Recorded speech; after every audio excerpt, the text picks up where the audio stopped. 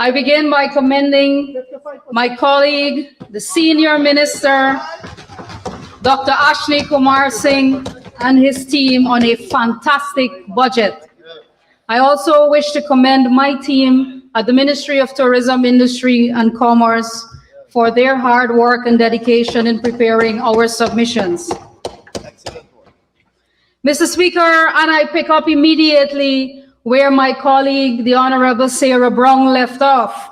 The members of the opposition, all of them combined, APNU, AFC, WIN, all of them over there, they have all the bright ideas when they're in opposition, and they have no power to get anything done for the people of this country. The honorable member who spoke just before me, Honorable Harbhajan, he's talking about who is jumping like Bruce Lee, but he jumped like grasshopper. He has been a member of every single party in this house. Every single party in this house he has once been a member of. No conviction whatsoever. He went with his government, APNU AFC.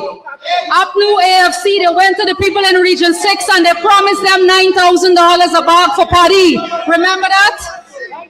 $9,000 a bag for paddy. That's correct. And then the president said, President Granger, rice is private business. Rice is private business. Where was he when they took away the money from the school children? The children in Region 6 were deprived of the Because We Care grant as well. Where was Labrador? Where was he when no investment was made in schools, when not a single secondary school was built in Region 6 or any other part of the country? Where was Labrador?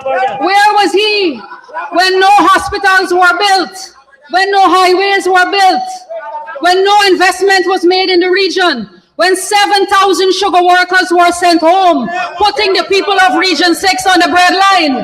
Where was he then? Where was his conscience then? Where was his advocacy for the people of Region 6 then? Where was Labrador? And now he has left the house. Then before him came the Honorable Sherrod Duncan. My God, speaking about the housing ministry, the audacity to speak about the housing ministry when his government during the 2015 to 2020 period dismantled the Ministry of Housing. No housing program. Only 7,000 house lots delivered during their 5 years in office. They built a handful of homes, and he's talking about housing solutions. The only housing solution they had was to give discounts on house lots that were already subsidized. House lots that were developed by this People's Progressive Party civic government and left there. Mr. Speaker, we have delivered 53,000 house lots, and the honorable member stated it himself. We have built 4,000 homes. 4 to 6% of all our allottees are single women. This is how you empower people. This is how you deliver housing. And then when you come to this house and you want to make personal attacks at people, you have to remember your own record, because your record trails you. It follows you. And so the Honorable Sherrod Duncan was cited in the audit report by the Guyana National Printers, the GNNL, National Newspapers Limited, for spending money contrary to the tender board rules. Mr. Speaker, his own government fired him. His own government fired him, and then only recently, when he ran for leadership of his party rejected him in favor of an outsider. And so now he has cozied once again with the PNC. But I can withstand scrutiny. I can speak openly to the public. Do not mix my success with government, Honorable Sherrod Duncan. If you are not making progress in your own life, that's your problem.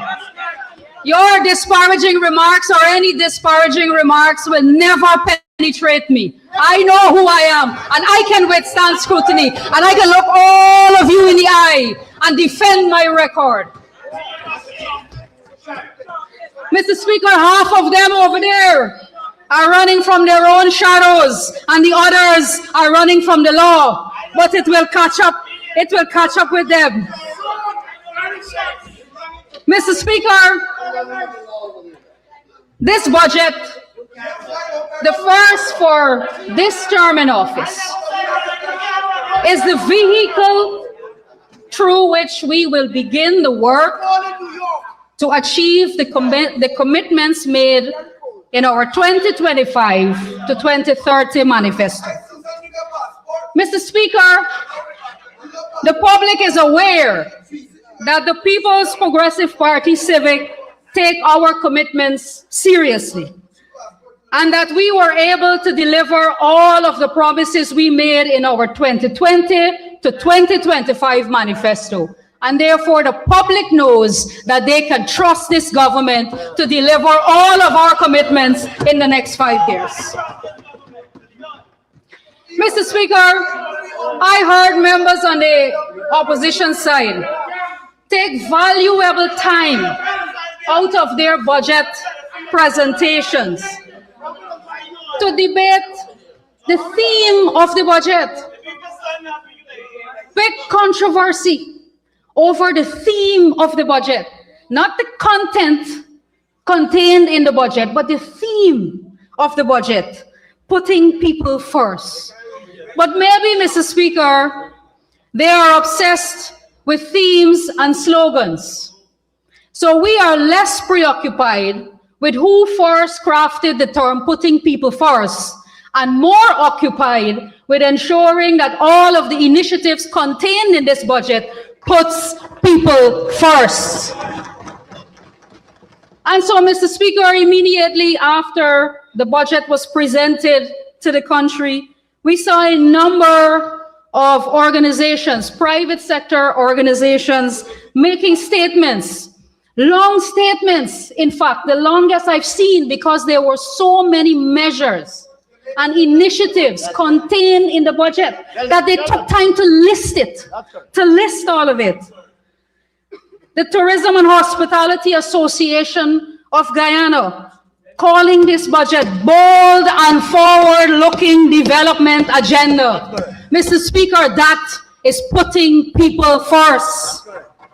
The Women's Chamber of Commerce and Industry, a progressive blueprint, responsive to the challenges of the business community and aligned, listen to this, and aligned with the critical needs of women entrepreneurs, professionals, and families, employing targeted measures that empower women.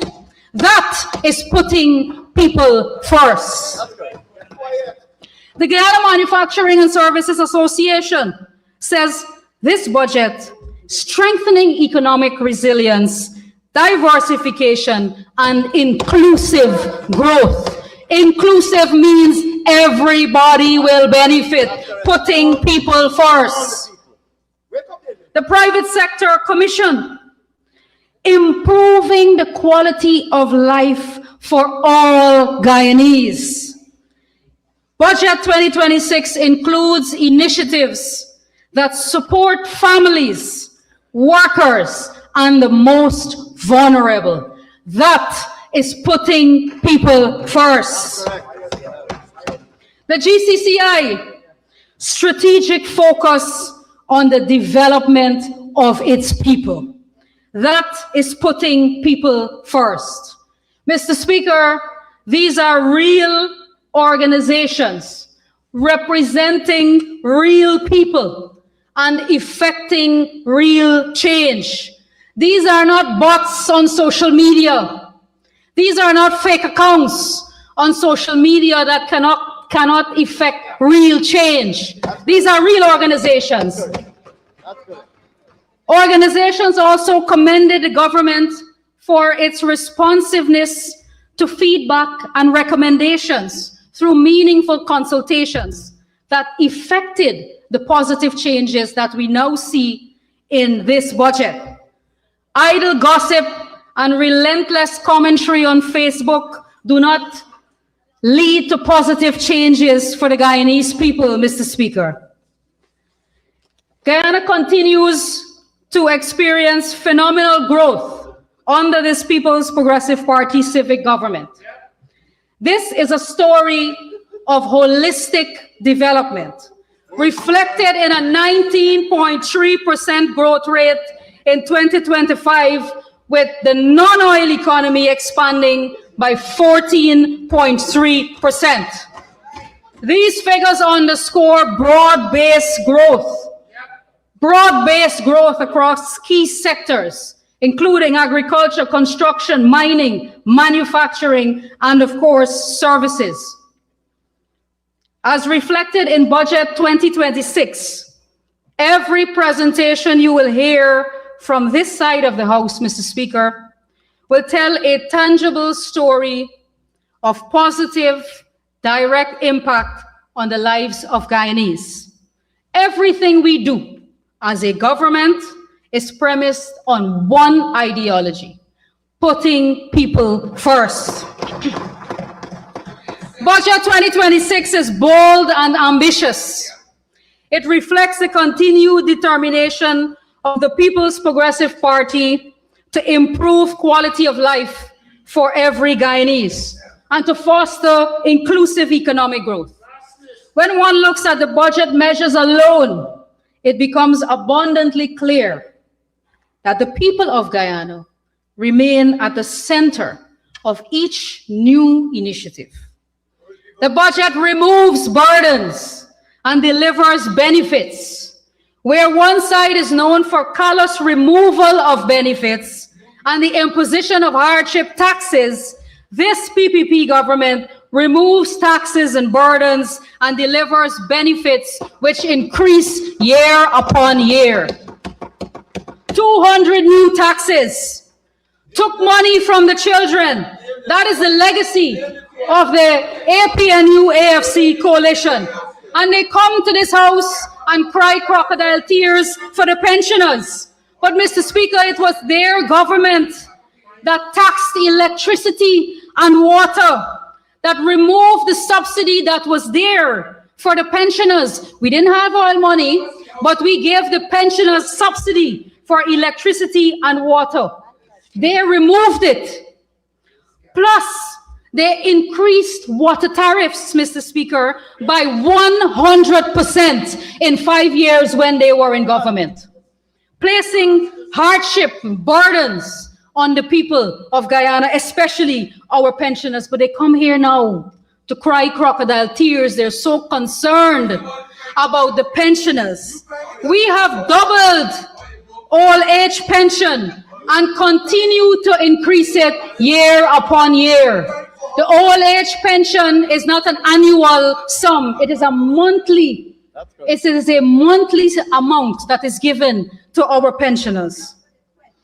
Cost of living relief measures include a $100,000 cash grant to every adult citizen, subsidized fuel, cheaper electricity, increase in the income tax threshold to $140,000 per month, increased pensions, and of course, increased public assistance, alongside higher stipends for CSOs and CPGs.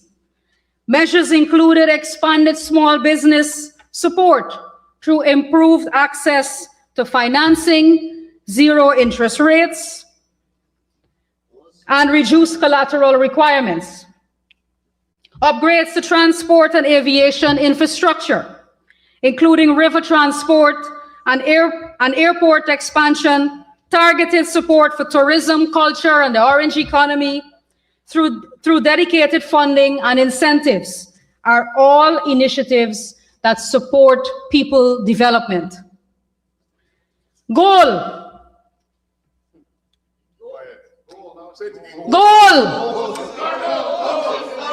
They have GOAL. They have a tendency, Mr. Speaker, of taking advantage of all of the initiatives that we implement under the People's Progressive Party Civic and then discourage their supporters and curse those initiatives. And we saw it here yesterday with the doctor who benefited from the Gold Scholarship Program. They will take it and then curse it and discourage other people from benefiting from it. It was the same thing during COVID. You would recall when we made the COVID vaccines available, they came first in line up, took the vaccines, and then told the public that the vaccine is dangerous and that they must not take it. Same thing they do with house lots. They have benefited from the housing program, but they curse the program and they will tell people, don't bother apply for a house lot, you're not gonna get it. So that is a very dangerous characteristic of those in the opposition. And that is why you cannot trust anything that they say.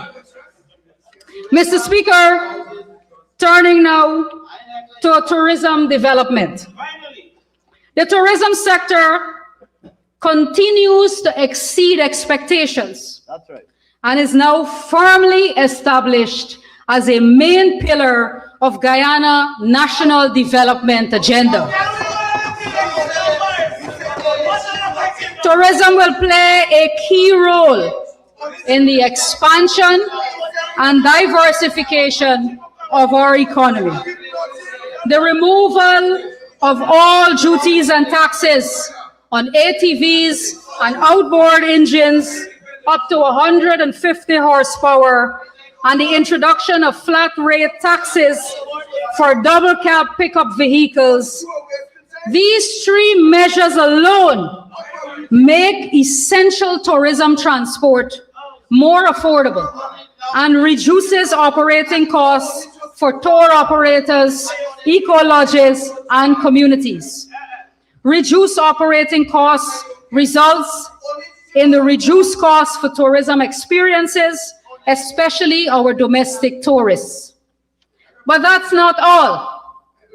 In 2026, there will be massive expansion and rehabilitation of hinterland and coastal airstrips, the new arrival terminal at Shedijagan International Airport, major allocations for roads and bridges, including the Linden to Mabura Road, the Mabura to Lethem Corridor, the Kurupukari Bridge, the New Amsterdam to Molson Creek Highway, among many others.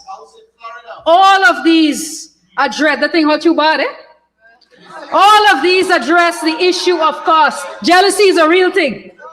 Further, immediately after taking up this role, I held consultations with the hoteliers and lodges, and a special rate was introduced for Guyanese at home and in the diaspora by several hotels and lodges. The president himself called for a reduction in domestic airfare, and some airlines have already reduced airfare by up to 9% for domestic travel. This will not only support tourism, but will support our Amerindian communities. Successes in the tourism sector are many and include record-breaking visitor arrivals in 2025, 453,489 visitors, reflecting Guyana's strongest tourism performance to date, a 22% increase compared to 2024. 12 new airlines have been added to the Guyana route since 2020. 6 new major hotel brands were added in 2025, adding 738 rooms to the country's official room stock. Guyana is on track to add over 1,000 additional rooms in 2026, increasing total room stock to over 5,600 by end of 2026, up from 3,280 in 2020. 18 newly registered Airbnb establishments in 2025, adding nearly 70 rooms, bringing the total to 115 establishments and 544 rooms. Advancement of new tourism products eco-lodges, river and hinterland experiences, heritage, and cultural tourism. 15 new experiential experiences were developed and launched in 2025. This takes us to 79 new experiences launched since 2020. We launched the Tourism is Everybody's Business campaign to raise awareness and influence positive societal change, encouraging all Guyanese to play their part. The World-Class Tourism and Hospitality Institute is expected to be completed this year, strengthening professional training and service excellence across the industry. Training is ongoing, and the GTA has trained over 8,000 persons since 2020. Honorable Minister, you'll need an extension to conclude. Mr. Speaker, I don't No. challenge you, but no, I checked. It was 6:30. The honorable member started at 6:25. She has 35 minutes. They, according to Harbhajan, finished at 6:32. She began immediately after Harbhajan, You're correct. right? You're So, correct. yeah, You she have has 10 more minutes. plus 5, yes. Thank you. Mr. Speaker, Guyana continues to earn international recognition, securing the Bronze Award for Exhibition Design at Japan Expo 2025. Guyana was featured in Bloomberg's Where to Go in 2026. New York Times 52 Places to Go in 2026, and Wanderlust the Good to Go list in 2026. Looking ahead, as Guyana marks its Diamond Jubilee anniversary and positions itself as a regional hub for events, several conferences and international engagements will be hosted. The Guyana Energy Conference and Supply Chain Expo this month. The Caribbean Public Health Agency will host its 70th Annual Health Research Conference in April. The Institute of Chartered Accountants of Guyana will be hosting the 42nd Annual Caribbean Conference of Accountants in June, and our judiciary will host the Caribbean Association of Judicial Officers Conference in November. In that regard, it gives me great pleasure to announce that the Caribbean Tourism Organization's State of the Tourism Industry Conference will be hosted in Guyana in October for the very first time since its inception. This conference is CTO's premier gathering for tourism leaders of the Caribbean and attracts hundreds of regional and international delegates, positioning Guyana as a major player in the development of MICE tourism. That is, meetings, incentives, conferences, and exhibitions. Additionally, we have developed our national calendar of events to drive year-round visitor arrivals, designed special packages for tourists and visitors, we will introduce new events like the Guyana Festival, and will elevate some of our existing events under the stewardship of the former minister and my colleague, Origins Fashion Festival and the One Guyana Worship Experience. The reduction of the 14-day residency requirement for destination weddings unlocks opportunities and revenues for small businesses in this rapidly growing niche tourism market.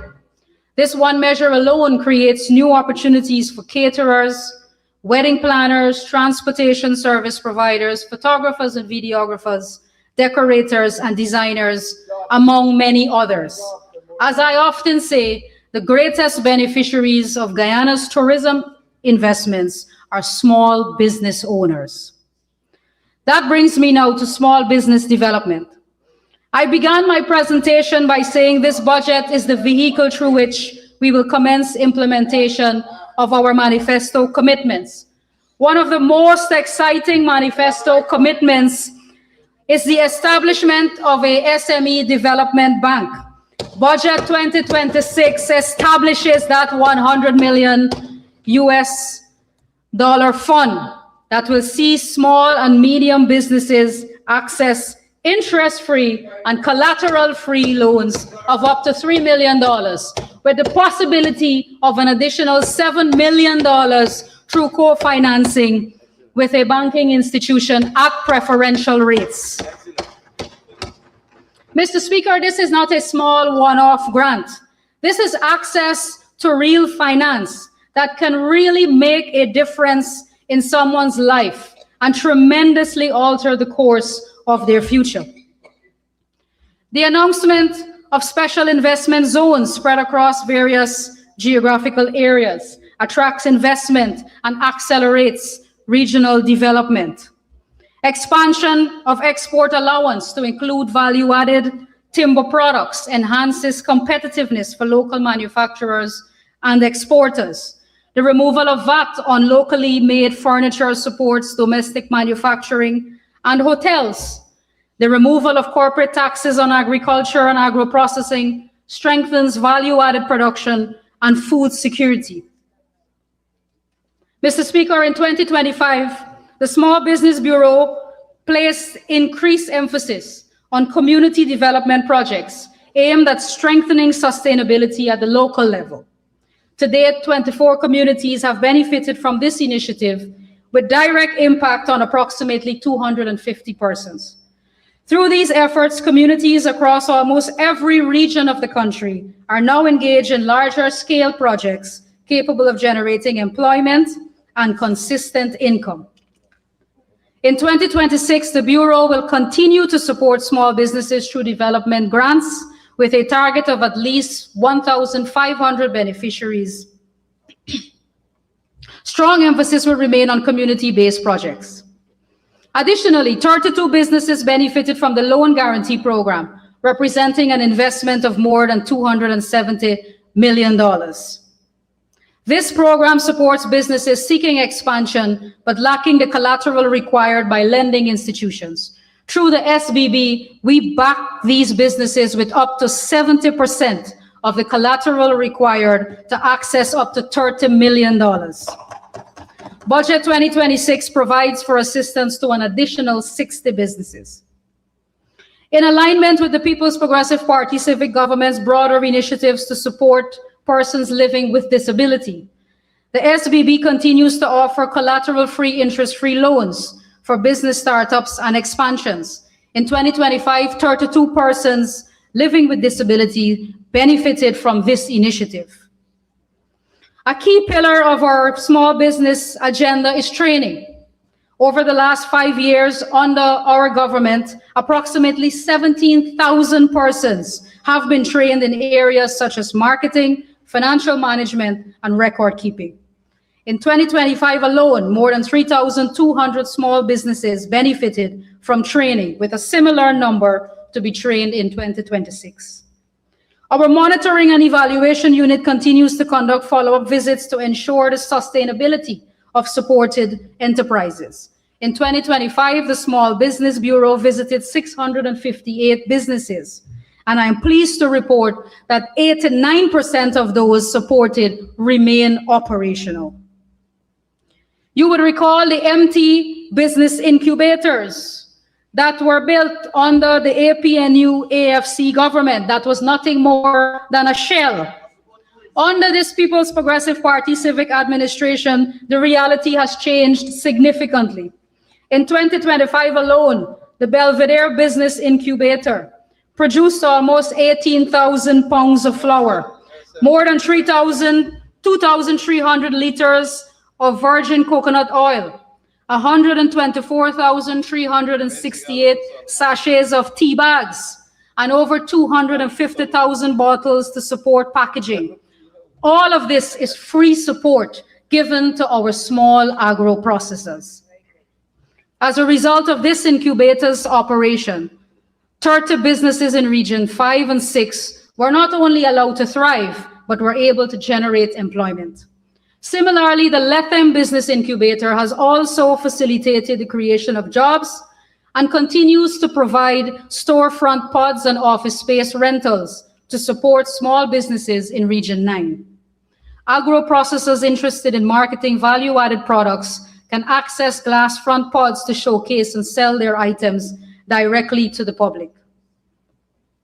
Additionally, the Lethem Business Incubator Center's new agro-processing facility is slated for commissioning in April this year.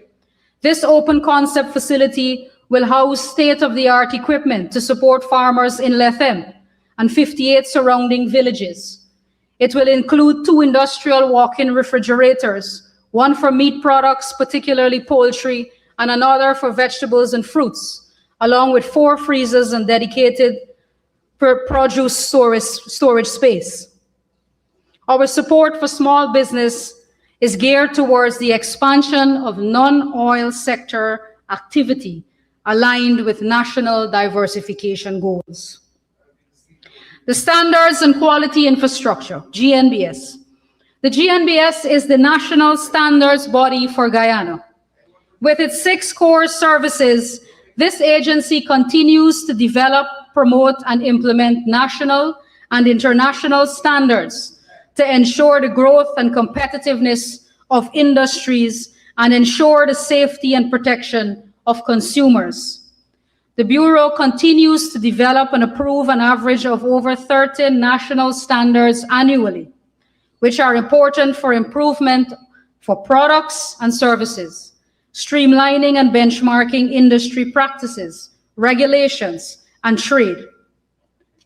34 standards were approved last year for storage, protective helmets for road users, the handling and transportation of LPG cylinders, and low-pressure regulators for LPG cylinders.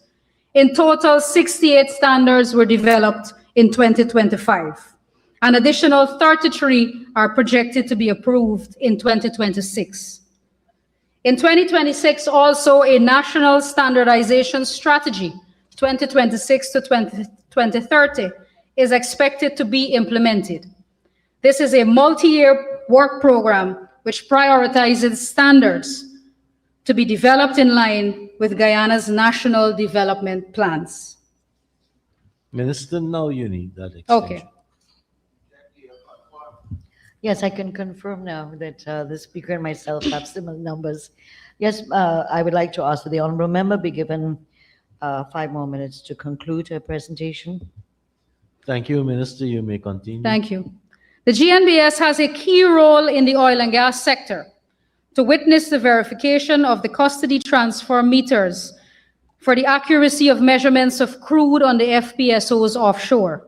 In 2025, the GNBS witnessed a total of 260 lifts, representing 100% of those lifts.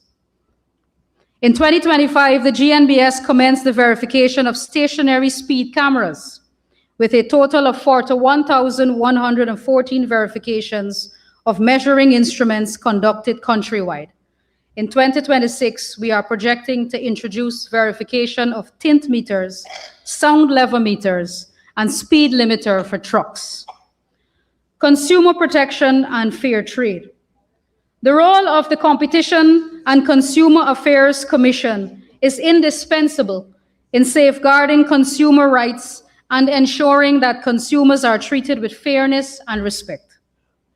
The CCAC has maintained a robust public information and education campaign featuring weekly radio updates, regular stakeholder engagements, including active participation in key regional, national, and industry expos, and continues to advocate consumer protection, strengthen consumer education, and complaint resolution systems.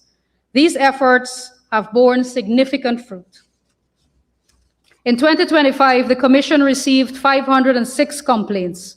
85% of these cases were resolved, and the others are still being actively pursued. The CCAC has instituted aggressive market surveillance to ensure fairness, transparency, and compliance. In 2025, 1,331 business inspections were conducted in all the administrative regions. We project for 2026 a similar number, resolving at least 85% of all consumer complaints, and a continuation of our nationwide business inspections and certification. And of course, continued awareness of the consumer protection legislation with a focus on remote areas. Mr. Speaker, this budget affirms that tourism, industry, and commerce are not supporting sectors of development. They are frontline drivers of national transformation. By investing in MSMEs, strengthening access to finance through the Guyana Development Bank, expanding standards, and unlocking new markets for manufacturers, farmers, creatives, and service providers, Guyana is building an economy where opportunity is created in every community, from the coast to the hinterland. Every visitor welcomed, every product exported, every business formalized, and every consumer protected sends a clear signal that growth in these sectors must be inclusive, competitive, and sustainable. This is our commitment: to position Guyana as a destination to visit, to invest in, and a country to build, powered by the enterprise and ambition of its people. I therefore commend Budget 2026 for passage in this honorable House. Thank you very much, Mr. Speaker. Thank you very much, Honorable Minister of Tourism, Industry and Commerce, Susan Rodriguez. And now for the Honorable Member, Mr. Kwesi Solomon.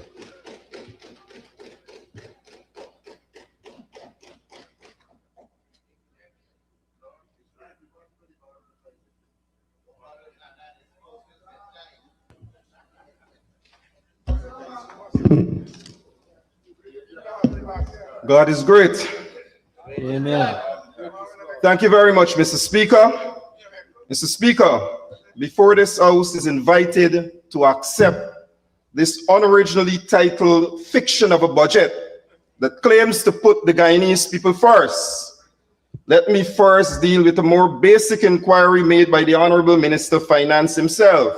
But before I do that, Mr. Speaker, let me thank those diligent public servants who slaved to ensure that those fictional numbers came before us so that we can be able to identify those many discrepancies by this government. But let me say first, Mr. Speaker, as a reminder, why Mr. Granger and Harmon and even Mr. Norton allow me to reintroduce myself. My name, Mr. Speaker, is Qs Sharm Solomon, a proud descendant from the village of Victoria, not gifted by the empires, but purchased by formerly enslaved Africans from the colonial masters, who still have their names, my surname, four of them to be exact, etched in the records of that transaction. A reminder that long before modern Guyana, we stood as ownership, sacrificed with responsibility to build this nation. My parents took that drive to Region 10, Mr. Speaker, and made their contribution of building one of the most beautiful regions in this country on the bauxite, blood, sweat, and tears. But let me just say this, Mr. Speaker, that spirit still lives on in me. So, Mr. Speaker, while the question was asked by the minister why I was not given a seat by Mr. Granger and Harmon, let me remind him and this government that I received more than a seat. I got a chair to sit opposite that said minister and the Ramatar government to demand that what was taken unjustly from the people remain in the budget, that today it can still find itself in this budget. That is what I did with that chair, Mr. Speaker. That is what we did. But let me just say, outside of reminding this minister what that chair allowed me to do, Mr. Speaker, that today we are benefiting in Region 10 from that. Mr. Norton said to me to come here to ensure that we hold you all accountable. So Mr. Norton played his part as much as Mr. Granger and Mr. Harmon. But let me just say that it was ensuring that Article 13, which you, Mr. Speaker, would know that this government have no responsibility to respect the rights of citizens to be involved in the decision-making process, that impacts their lives. So let me just say this, Mr. Speaker. As much as we hear of all the brilliance, and I respect the brilliance of the minister, enough numbers to put together isn't easy. So that mathematical genius of this minister is not to question it, it is to question the integrity of what he does with that mathematics. So let me remind this minister, after years of expanding budgets, record oil revenues, glowing press releases, Guyana today faces this reality. Mr. Speaker, 58% of the population lives in poverty and surviving on almost $1,200 a day. Let me say this to you, Mr. Speaker. 38% of this population lives in abject poverty and exists on almost $650 a day. That is the brilliant maths. But let me remind our brilliant mathematician that these figures are not the opposition propaganda.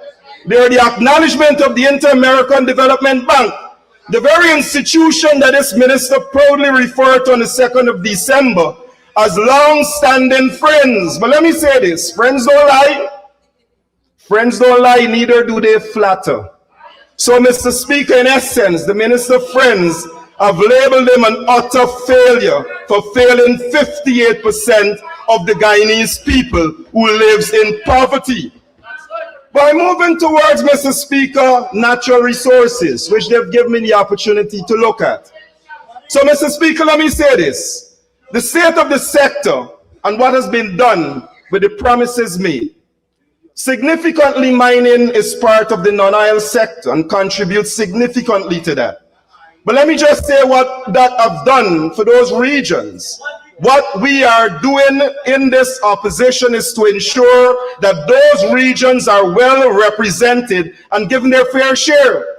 So let me remind this House, Mr. Speaker, that those primary regions of 1, 7, 8, 9, and 10, these regions that provide, supply national economy, but remain structurally and socially underdeveloped. Let us be clear, non-oil extractive sector did not disappear. It went because of neglect by this government, Mr. Speaker.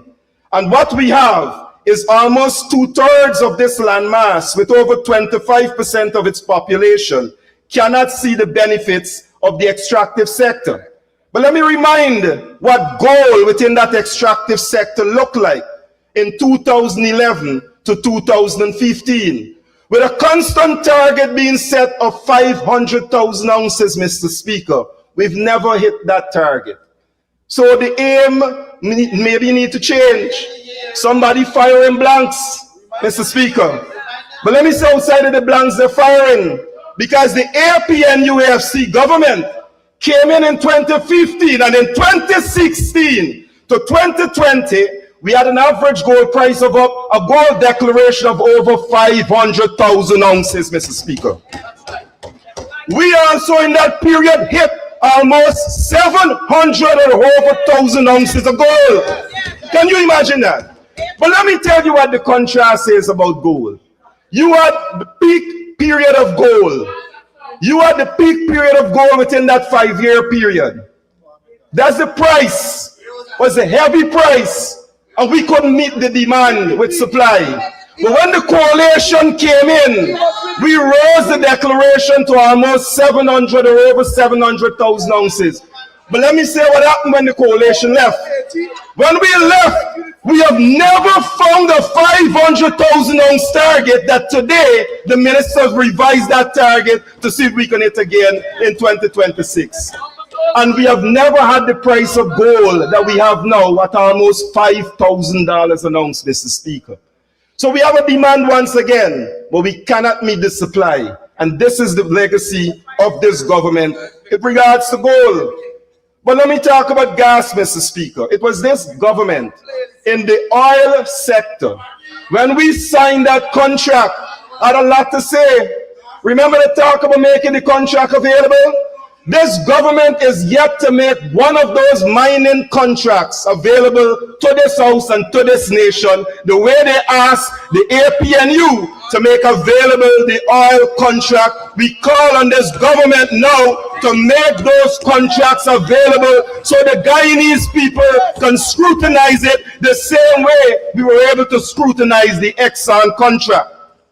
But let me say this to you, again in the natural resource, we talking forestry, I got enough time. But timber, Mr. Speaker, these communities where the extraction of timber takes place, Mr. Speaker, these hinterland regions daily, the roads serve as extraction, not for residents. Value-added processing is minimal and communities remain poor, forests are depleted and people are not developed. I went to Kokwani a couple of weeks ago, Ichuni. The minister took the time the week before to go there. 4 matters to address. Concessions the people want close to the communities, not addressed properly. We're giving it to the big companies. They ask about tags and get the tags so that they can produce properly. They ask about ensuring the road to Linden to Ichuni is done. Can't be done properly to date. People are suffering. But what is the biggest indictment of that visit, Mr. Speaker? What was said to those loggers in 2020 is that a 900 million fund is available for loggers to access. And to date, Mr. Speaker, not a single logging association or small man, which is there claiming to put in people first, benefited from that $900 million, a promise made in 2020 to our small loggers. 11 of them got that money, and none of them in small. That is it. You know what's the promise made to those loggers now? It is said to them that some merchant bank coming. You don't get when that bank come again. Let me hope so. But let me say this about sand and quarry. Because in those communities where we see the extraction of sand and quarry, although critical to the construction boom, the region providing these materials lack the durable infrastructure, receive no structural reinvestment, and suffer many environmental degradation. Just check the Linden Sioux Lake Highway. You always drive them every day. Check it out. We see bauxite in this government's claim as doing quite well for the extractive sector. Both sides. We hear about Rousseau coming back on stream. But the only boast of this government is jobs. That cannot be the only boast. Not when Rousseau, after leaving here and leaving 400 of our Lindeners, Region 10 residents and Guyanese to suffer, we are bringing them back with no assurances, Mr. Speaker. That is what this House and this country would like to know. As much as we see the development and success in these minerals, just like we see both sides is given 0.5 last year and 0.5 this year, after making exceptional profits, we are saying it cannot be only about jobs, but ensuring workers and Guyanese are taken care of better in this country, Mr. Speaker. But I'm coming outside of the extractive sector because Region 10 itself is an extractive hub. And what you see when you see in Region 10, it stands as a clearest distinction of an indictment of this government's approach to a people-centered economy. One of Guyana's most richest resource region and one of its most neglected governance in the region. Of 10 regions, this is the only region had no input into this budget by having a sitting democratic council to do so.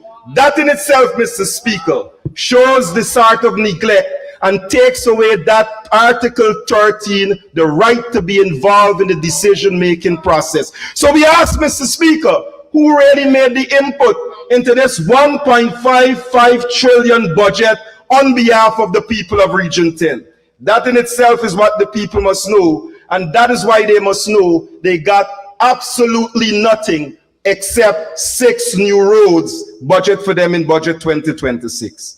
But Mr. Speaker, outside of the fiction of the governance and ensuring that the decision-making process work in the interest of the people, they must say to us what Linden is with regards. It was Barrett Jadlio, the Honorable, who said the administrators within these NDCs The administrators who are REOs, the administrators who are clerks of councils must behave as though they're servants and not lord over the people. Well, Mr. Speaker, that aspect of governance is certainly a failure when it comes to Linden and Region 10, more so the municipality.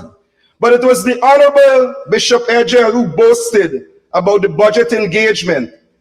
What engagement that would have set him that the NDIA office needs to be set up? It would have found itself in this budget. Never consulted the primary school for Wizrock. Never consulted drains before roads are constructed. Never consulted the shade house. Never ensured that that shade house worked to provide food for the people of Linden and Region 10, Mr. Speaker. So we are saying to you, Mr. Speaker, that is what we see for Linden. But Linden is more than Region. Region 10 is more than Linden. And I can tell you about Ichuni Kokwani. It was the Minister of Public Works who went and put down a brand new airstrip over 60-year-old rotted pipe, Mr. Speaker. It means in a few months we got dig the airstrip up, Minister. Nobody show you that. Nobody tell you that the NDC chairs that she pointed out to your engineers and y'all still build the airstrip over a derelict pipe. But let me say this, Mr. Speaker. We know. We know it's a nice speech. As you pause, honorable member, we can take the extension for you to conclude. Thank you, Mr. Chairman. Mr. Speaker, I move for the honorable member to be given 5 minutes to complete his presentation. Well, let me say this, Mr. Speaker. Thank you very much, Comrade Ganesh. You know, I remember we spoke about these communities, Region 10. Region 10 with all of its extraction.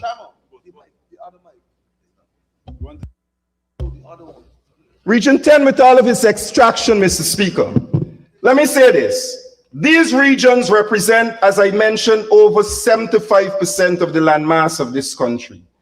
They're not by accident of the geography. In the absence of a binding social contract with these communities, between the extraction and the people who live there, those extractive communities, we are saying, with high extraction and low reinvestment, weak services and limited autonomy, these regions demand a new social contract with revenue sharing tied to the extraction, infrastructure, and proportional to the output and environmental accountability. Human development and benchmark, national development cannot be accidental. It must be reciprocal. Mr. Speaker, other mining jurisdictions around the world, this is not nothing new. Canada, Australia, where communities that have mining industries have a contract where they benefit directly, and it's not new because our Amerindian brothers and sisters already have that sort of benefit when it comes to that. So for Region 1, 7, 8, 9, and 10, this means legal recognition of community engagement tied to mining permit, setting local employment quota, training, procurement target, community funds, and ensuring that mining go back into the community in a tangible way. But let me say this, Mr. Speaker. I want to get quickly to the issue of our public servants, because you know the point of the issue is Epstein, listen, Epstein, there's some who would make him look like child's play, no pun intended. No pun intended. And let me say this, no pun intended. Epstein, listen carefully. There's some who would make him look like child's play. But let me say this further, Mr. Speaker.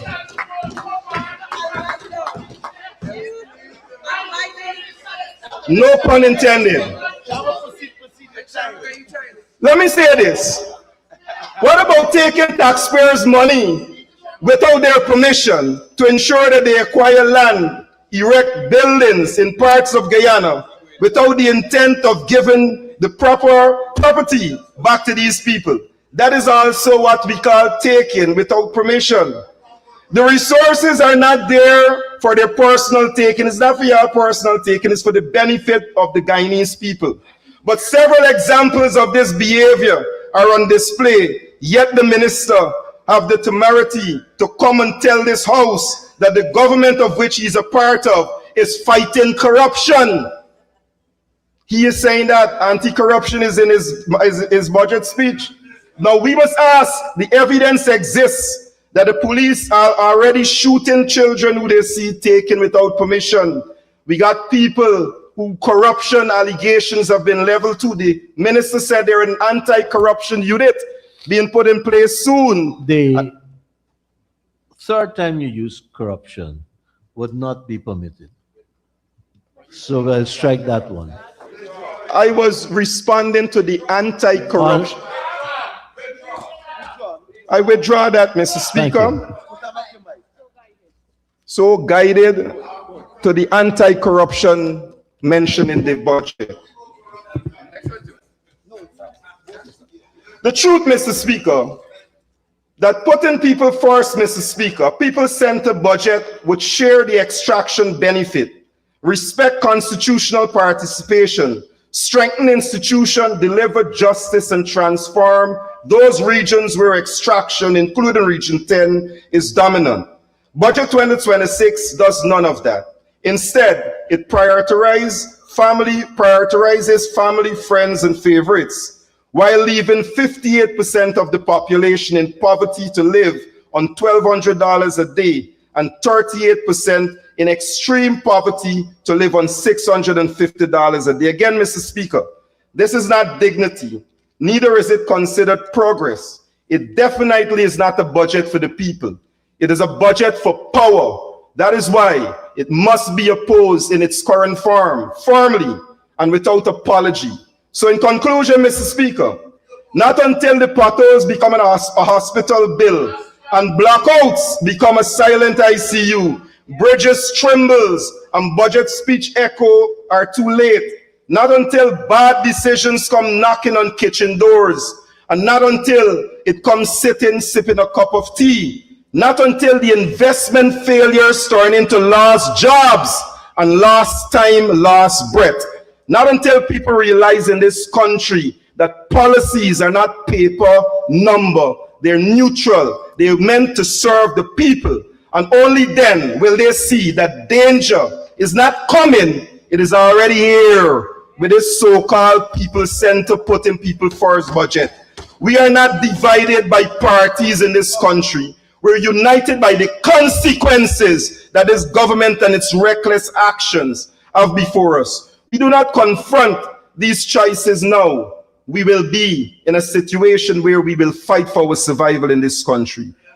That is the reality of budget 2026. All those fancy numbers cannot align with the policies when you're saying that institutions will investigate. Who is investigating the Sioux claim?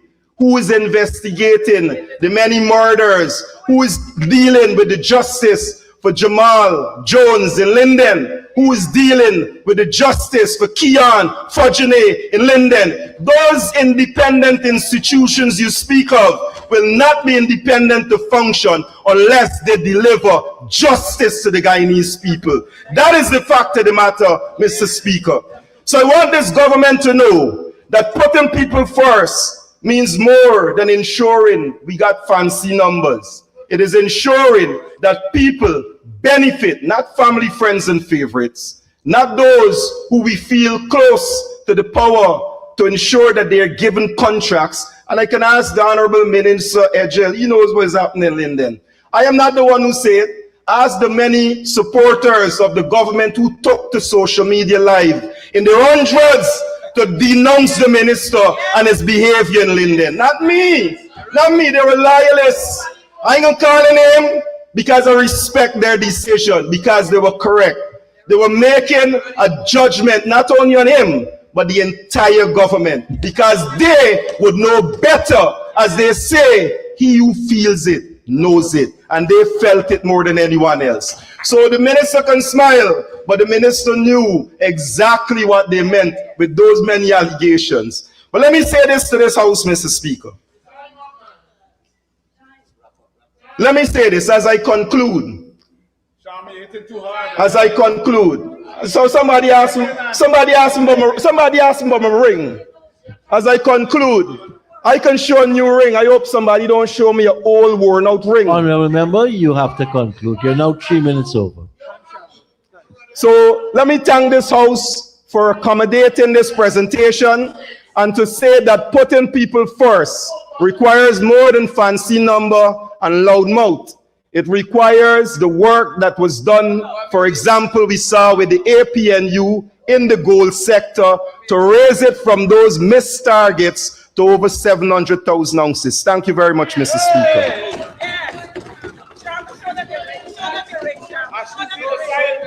Brand new ring. Thank you, Honorable Member, Mr. Solomon. And now for the Honorable Minister of Natural Resources, the Honorable Vikram.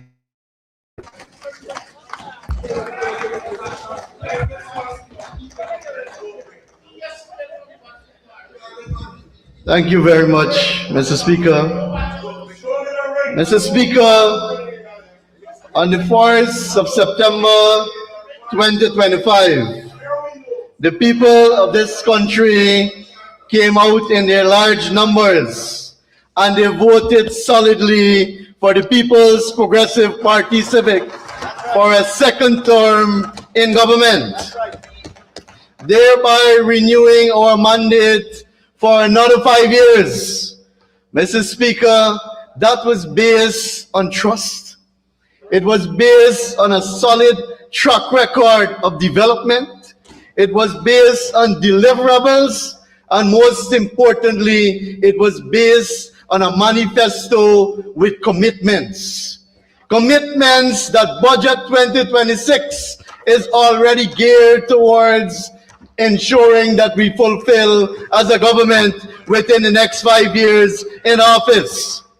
Mr. Speaker, and on that note, I wish to commend the senior minister in the office of the president with responsibility for finance, the director of budget, and the hard-working team at the Ministry of Finance for putting this 2026 budget together. Mr. Speaker, further, I wish to commend and thank my own team from the Ministry of Natural Resources and its agencies for their support, their hard work, and their commitment to the extractive sectors, especially with regards to transparency and accountability. Mr. Speaker, there is no doubt that our country is moving forward. There is no doubt that Guyana is a hotspot globally for investment. There is no doubt that Guyana is certainly one of the fastest growing economy in the world. And that is not by mistake, Mr. Speaker. It is not because of the passage of time, but it is because of sound visionary leadership from His Excellency Dr. Mohamed Irfaan Ali, the President of our country. Mr. Speaker, it is because of good policies and programs designed to ensure that we put our Guyanese brothers and sisters first and foremost.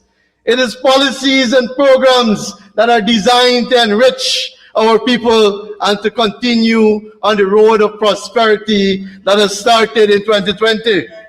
Mr. Speaker, and if we look at a few indicators that we see every single day that speaks to the development in our country. And one such indicator, Mr. Speaker, is our housing program, which we are proud of as the People's Progressive Party civic government. And it was mentioned earlier, Mr. Speaker, the People's Progressive Party civic government has delivered over 50,000 house lots in 5 years. That is our track record. And that is why on the 4th of September 2020, the people of this country placed us for another 5 years in government. The 2025 continue our progressive agenda to ensure that we fulfill the commitments in our manifesto. Mr. Speaker, today, our young people, instead of looking for an avenue out of Guyana in search of a better life, rather they are the Ministry of Housing looking for a house lot so that they can settle and work and develop their own country. Mr. Speaker, another indicator with regards to the development that is taking place in our country. And my dear friend, the Honorable Solomon, will tell you that 5 years ago, it will probably took him 1 hour and a half to get from here to Linden. And he will tell you now, to get home, it will probably take him 4 hours, mainly because of the construction work that is ongoing on the East Bank Highway and the Linden Highway, mainly because of the amount of vehicles that is in our country today. All of us complain on a daily basis of the traffic jam, but look at the silver lining in that. The silver lining in that is that the ordinary Guyanese today can own their own motor vehicle. The young people in this country can own their own motor vehicle. That is progress. That is an indication that our country is growing and growing at a rapid pace. Mr. Speaker, imagine it took us almost 18 months in the past to complete one series. That is 9,999 vehicles. Only recently, it took us, Mr. Speaker, 3 months. 3 months to register 9,999 motor vehicles in this country to Guyanese, to ordinary Guyanese families. Mr. Speaker, that is progress. That is a track record that we speak on. That is a track record that the people of this country has trusted us on. Mr. Speaker, another indicator that points to the development. Another indicator, Mr. Speaker, that points to development in our country. And it is sad that my good friend, the Honorable Natasha, had to come to the National Assembly to report that there is a house in Bushlot, West Coast, Borbies, with 35 adults and 15 children at a time in our country when there's great shortage of labor. There is shortage of labor in almost every single sector in this country. And in Linden, the mining town, where Bosa is investing heavily in the extraction and production of bauxite, they cannot find workers in Linden, Mr. Speaker. You ask any contractor, they cannot find workers. You ask any farmer, they cannot find workers because of the amount of employment that was created in this country over the last 5 years. And Mr. Speaker, I wish to speak on one final indicator towards the development of our country, and that is migration versus immigration. There was a time when Guyanese was running away. They were running away from this country in search of a better life. They were running away from Guyana in search of a better life because they lost hope in the government of the day at that time, because they lost hope in their own country, because they didn't see a good life in their own country. They were running away from this country. Today, our young people are dreaming. Today, our young people see a future in this country. Today, our young people are applying for house lots, gold scholarship, going to the University of Guyana, seeking a job, building a career, and living right here in our country, Mr. Speaker. And I deem that as probably the greatest achievement of the People's Progressive Party Civic in government, the restoration of hope in our people. Because many of you would recall that there was a time when people lost hope in this country. And for the young people who are here and who are listening, sometimes we ask ourselves, why are there so many Guyanese outside of Guyana? And we jokingly say sometimes that there are more Guyanese outside of Guyana than in Guyana. Why? Because they lost hope during the PNC dark dictatorship days. Because they fled this country in search of a better life. And we, the People's Progressive Party Civic, restore that hope in our young people so that they can dream again and they can stay here and develop this country, our beautiful country.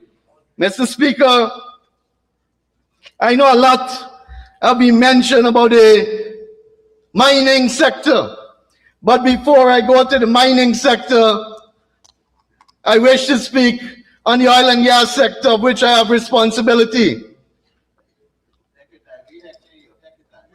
Mr. Speaker, I've heard from, I think it's the Shadow Minister of Natural Resources for wind, and then I read in an article that Honorable Member Solomon is also a Shadow Minister too. So that is the confusion in the opposition, Mr. Speaker.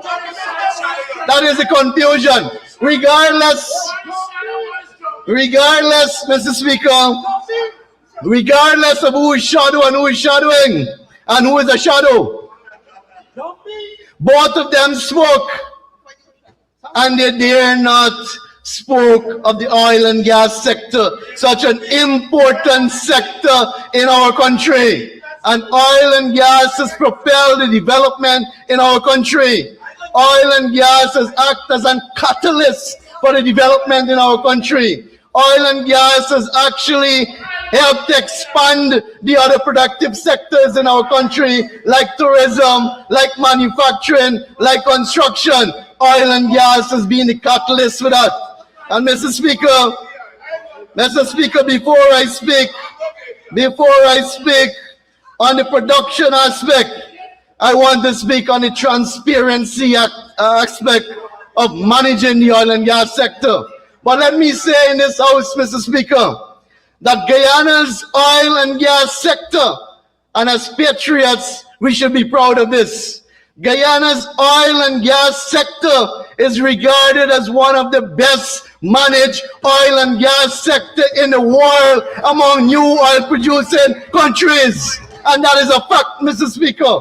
Every single new oil producing country is looking at Guyana as an example when they're drafting their framework to manage the oil and gas sector. Presently, Guyana is assisting a few of those countries that draft their local content legislation and to put system in place to manage the sector efficiently. And Mr. Speaker, an indicator as to how well or whether an oil and gas sector is managed properly, you can look around in your country and you can be able for yourself to judge whether the benefits are flowing to our people. And I would have highlighted a number of indicators which points to massive development in our country. And that speaks to the management of the oil and gas sector. Mr. Speaker, the same very gentleman, the Honorable Member, Terence Campbell, was part of the Natural Resource Fund Board. He was part of it, so he very well knows of the strict transparency and accountability measures that are in place to monitor oil funds. And Mr. Speaker, that is something that we are very proud of. That's right. Because 1 year after taking government,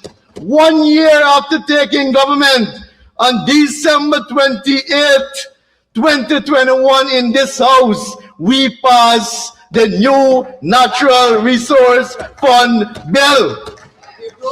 Even though the mace disappeared from the house on that fateful night, this very important bill was passed in this National Assembly. And why is this bill so important, Mr. Speaker? Because there are many oil and gas producing countries in the world that took 20 years to put a sovereign wealth fund in place. They took 10 years to put a sovereign wealth fund in place. And many a times we like to look at Norway as a model oil and gas country. Norway took over 20 years to put a sovereign wealth fund in place. We did so, Mr. Speaker, after 1 year in government. After 1 year in government, we had a proper Natural Resources Fund Act in place. ensuring that the finance minister is not the one who dictates how funds should flow out of that natural resources fund. But the only way funds can flow from that natural resources fund is that there must be approval from the National Assembly, all of us here. And that is where the oversight comes from. And that is why it is so important that we place that clause into that bill, Mr. Speaker. The finance minister, even though he's so excited here, he can be jailed for 10 years if he doesn't come to the parliament and declare the revenue that flows into the natural resources fund. 10 years and hard labor, and look at the man. He's very brilliant but small in size. Can you imagine 10 years of hard labor for my comrade? And that is where we place accountability. We place accountability on the front runner. Mr. Speaker, now there's a prescribed formula that in every budget we can announce how much is in the natural resources fund, how much will flow into the budget, how much will remain at the ending of December 2026. We have already declared that. The Minister of Finance did that during his presentation. It is as clear as daylight, Mr. Speaker. It is as clear as daylight, Mr. Speaker.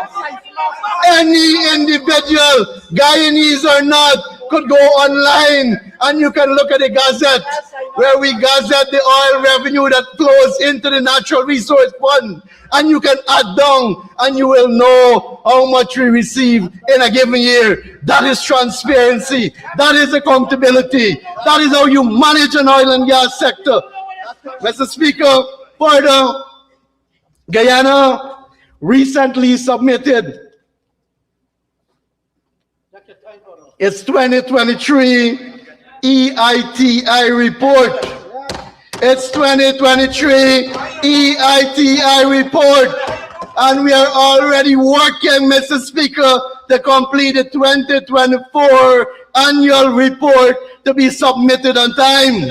But most importantly, Mr. Speaker, this year is when we will do our second validation report.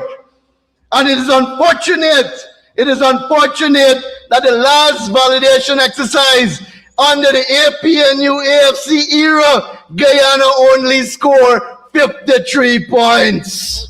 53 points for transparency and accountability by the international body. Mr. Speaker, continuing, we have endeavored as a government that we are going to ensure that we publish all production license issue, that we are going to publish all environmental permit. And you go online and you will find those license, you will find those permits online today. That is transparency and accountability. And unfortunately, my friend, the Honorable Solomon left the house. But I wish to say to him, do your homework, my comrade. You are in the big league now. You are not a mayor anymore. You are a member of parliament. And to come here and to say that the mining contracts are hidden is false. It's misleading, Mr. Speaker.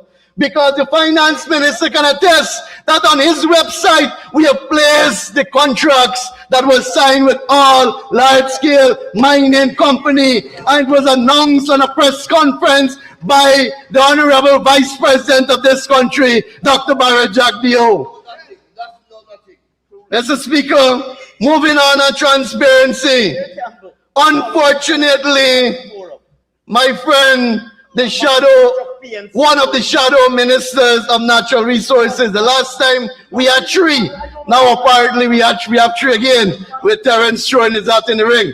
But Mr. Speaker, unfortunately, the gentleman was battling in his head. He had a battle in his head.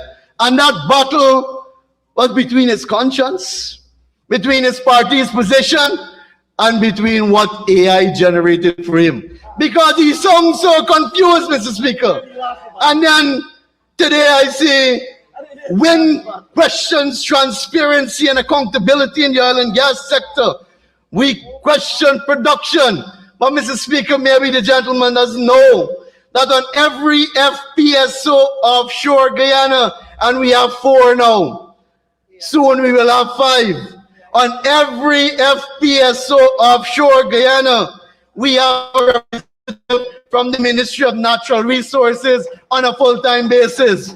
We have a representative from the Environmental Protection Agency. We have a representative from the Guyana National Bureau and Standards. We have a representative from the GRA, the Guyana Revenue Authority, overlooking our interests.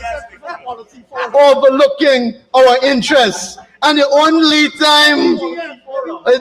time they can be an offtake of crude from that FPSO into a tanker is if these individuals are present there. No offtake can be done with GRA or GNBS or EPA or the Ministry of Natural Resources representative. That is transparency and accountability. That is a government working for its people to ensure that is greater oversight over such an important sector that is propelling our economy and bringing the global spotlight upon us. Mr. Speaker, production today is over 900,000 barrels per day. This is unprecedented in the oil and gas history, Mr. Speaker. It is unprecedented to move from discovery in May of 2015 to 920,000 barrels per day 10 years after, just over 10 years after. That is never heard of. Our success rate, Mr. Speaker, at exploration well in deep water is over 80%, unheard of in the oil and gas sector. And this is through prudent management, Mr. Speaker. This is through the good management and, of course, visionary leadership. And I wish to speak on that, Mr. Speaker, because there are many countries in this world with oil and gas. There are many countries where oil has been a curse to some of those countries, while it has been a blessing to others like Guyana. And we don't have to look too far. Our neighbor next door that is claiming 2/3 of our land, that very country holds 300 billion barrels of oil compared to Guyana's 11 billion barrels of oil. 300 billion compared to 11 billion. And Mr. Speaker, the country with 11 billion barrels of oil is one of the fastest growing economy in the world. That is what you call leadership. And that is the leadership that we are receiving from His Excellency President Ali and Vice President Barry Jagdeo, who have overall responsibility for the oil and gas sector. It calls a good leadership. And that is what we have, and that is what we promise the people of this country. Mr. Speaker, only recently we signed two new agreements with oil companies around the world. And Mr. Speaker, these two new agreements have earned our country $32 million in signing bonus only. $32 million, which for only 2 blocks, and which has already been deposited into the Natural Resources Fund. Mr. Speaker, I'm sure the country can remember. The country can remember when the AP and UAFC received 18 million sign-in bonus and hid it from the people of this country for over a year. For over a year. Mr. Speaker, I was fortunate to be in the parliament. I was in the parliament when the question was asked of that particular finance minister, and his answer to the people of this country was that he thought it was a gift. He thought that it was a gift.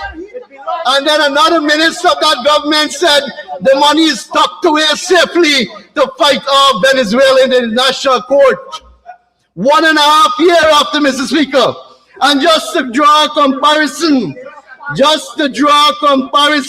the APNU AFC government at that time, Mr. Speaker, accepted an 18 million sign-in bonus for a block that is over 26,000 square kilometers.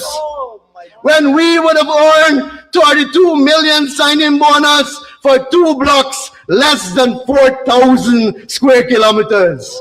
That is management. That is putting the people first. That is looking out for the interests of our people. Mr. Speaker,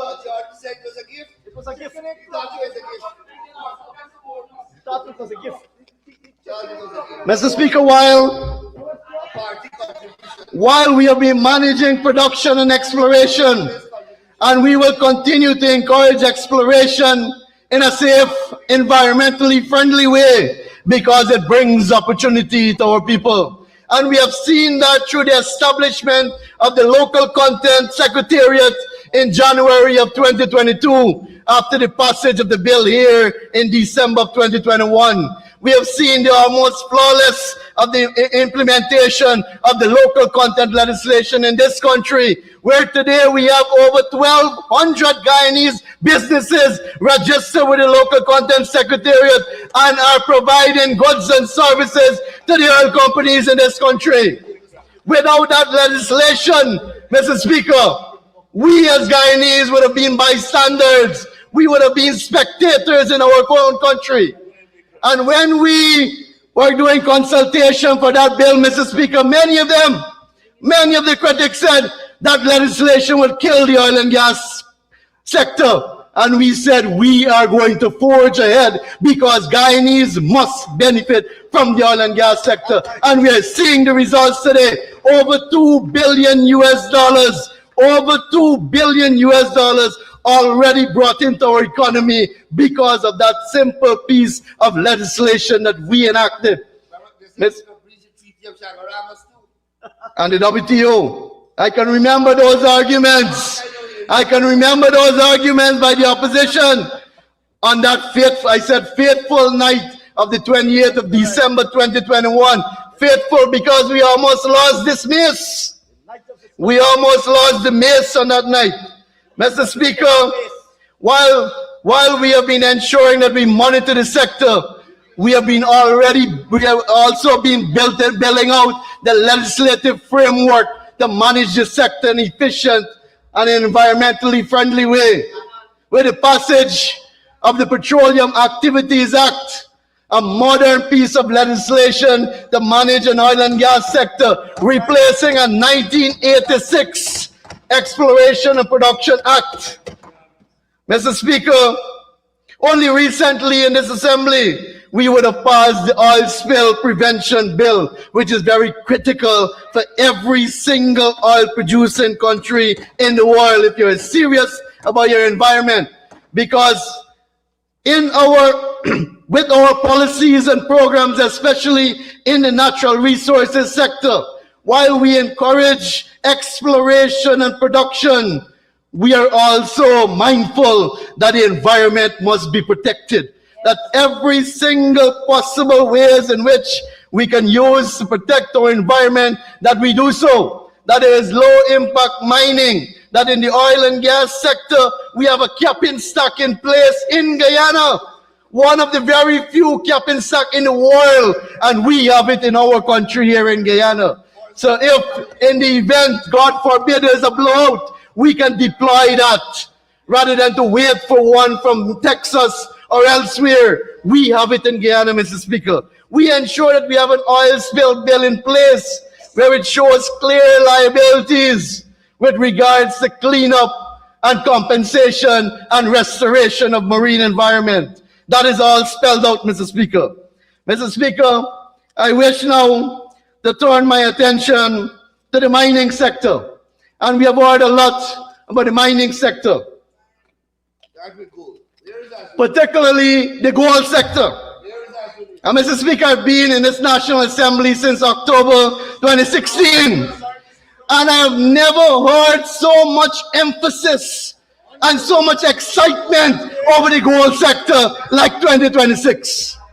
And I wonder why there is so much excitement of the gold sector. I wonder why there is so much excitement and comments over the gold sector today. Maybe it is because the honorable opposition leader is Azudin Mohammed, and we know the history to that. Maybe it's because the gold price is high, or probably it is because of the prudent management of the sector. that today people see that there are real opportunities in the gold sector, and a number of people are now going back into the sector, or they're gravitating towards the gold sector, but because there is great opportunity for Guyanese miners, especially in the gold sector. Mr. Speaker, since we took office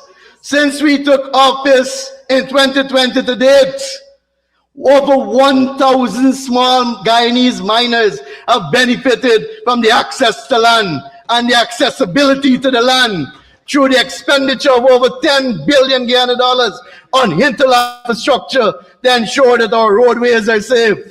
And Mr. Speaker, again, I say to my honorable friend Solomon, you really need to do your homework. This is the big league. This is the National Assembly. This is not the Town Council in Linden. You don't come here and then boast about production figures increasing massively in 2016 and 2017. It is as a result of the work done by the People's Progressive Party civic government between 2010 to 2015. It is because in those years, the two large-scale companies that were doing exploration under our government, that were building the mine under our government, it was in 2016 that they started production. So what you did is just to reap the fruits of our labor. And you're boasting today that it happened under the AP and UAFC. Yes, but the foundation was laid, because if you understand how the mining sector works, especially the large-scale mining sector, you would realize that it takes years to build a large-scale mine.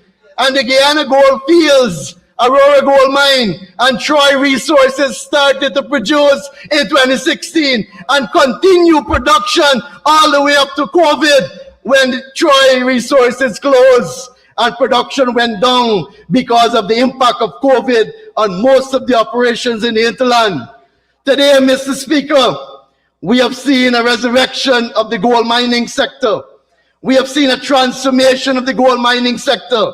And it is sad and unfortunate that the Honorable Mr. Lewis will come to the Parliament and speak about enforcement compliance. What is wrong with enforcement and compliance? It is sad when we have opposition in this country, Mr. Speaker, that will come to the National Assembly and condemn compliance and enforcement, that encourage illegality just to gain cheap political points. That is a sad day for Guyana, Mr. Speaker. It's a sad day for Guyana, where we'll have opposition members coming here and bashing the enforcement and compliance by the Guyana Geology and Mines Commission. And he's so confused, Mr. Speaker, because in one breath, he's bashing the compliance and enforcement, and in another breath, he's saying we need border controls, stronger border controls, because we don't want the gold to be diverted. I think that was his word he used, because he was staying away from, the S word. He didn't want to use the S word, and I wouldn't use, Mr. Speaker, because I know smuggling is unparliamentary. So he was using the word diverted. They're diverting the gold across the border. Let me divert your attention to an extension. Mr. Speaker, the honorable member, I ask that he be given 5 more minutes to conclude his presentation. Thank you, Honorable Member. You may proceed to conclude. Thank you, Mr. Speaker. Thank you, Madam Chief Whip. Mr. Speaker, let me move on quickly. Let me move on quick. It's not there. Let me move on, Mr. Speaker, to bauxite. It was mentioned again. It was mentioned again by the honorable member that we have to ensure that we look out for our people. We always look out for our people, Mr. Speaker. That is why we kept the bauxite mine in Linden going. That is why we kept it open, so that it can create economic opportunities in the mining town of Linden and create jobs for the people there. And your government chased away Russell and 500 persons. Unfortunately, 500 persons, mostly from the Barbies River, Kokwani, Aichuni, and in New Amsterdam, lost their jobs because of your poor actions. And today, Mr. Speaker, Today, Mr. Speaker, we have entered into an agreement with that company to come back into the Barbies River area and to restart that operation, thereby creating jobs for people in the Barbies River area. Mr. Speaker, if I may quickly move to the forestry sector. Mr. Speaker, the forestry sector, as we know it in 2020, was bankrupt. Production was at all-time low at 345,000 cubic annually. We would have increased that in 2025 by over 150,000 cubic, Mr. Speaker. Today, Mr. Speaker, Guyana is a leader in this world when it comes to forests and forest management. Today, we can boast that we have one of the lowest deforestation rates in the world. Today, we can boast, Mr. Speaker, that Guyana is one of the greenest country on earth. We can boast that we have one of the best forest management system in the world. We can boast that even in our own commitments in the low carbon development strategy, that our deforestation rate is way below that. We can boast that we are one of the only country in the world that would have signed a jurisdictional carbon credit deal. We can boast as one of the only country in the world that have earned revenue for legacy credits. Right. We can boast of the only country in the world that today we are certified to sell credits to the airline industry. That's correct. And that is because of the prudent management of this sector, Mr. Speaker. And we want to assure our indigenous brothers and sisters that you will continue to receive the revenue from the sale of carbon credit for the next 7 years, because it is a 10-year deal that we have with S Corporation. So, Mr. Speaker, I wish to commend Budget 2026 as a masterpiece, to ensuring that benefits flow to our people. And that is why the team was carefully crafted, putting people first. Putting people first. And if we build a highway like the Linden Highway, it is benefiting people. If we continue the Heroes Highway, it is benefiting people. So you may want to criticize the budget as an infrastructure budget and to parrot sentiments from the past, but it benefits people. When we give 100,000 cash grant, Mr. Speaker, that is putting people first. When we pay our children's school fees, CXC fees, that is putting people first.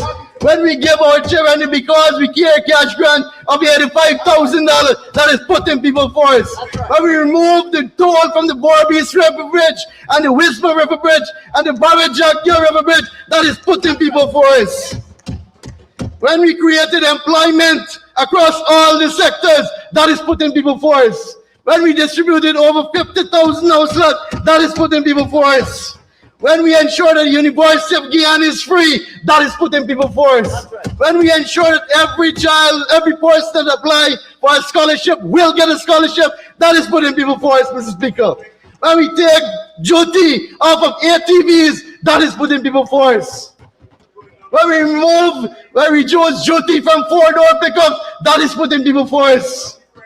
When we remove VAT off of wood products, that is putting people first, Mr. Speaker. That is creating economic opportunities for our people. That is ensuring that our industry are regionally and internationally competitive. That is creating opportunities in the value-added sector, Mr. Speaker. And that is the direction in which we are heading as a country. So, Mr. Speaker, I wish to conclude by saying I truly commend this budget 2026, putting people first for the unanimous passage through this National Assembly. Thank you very much.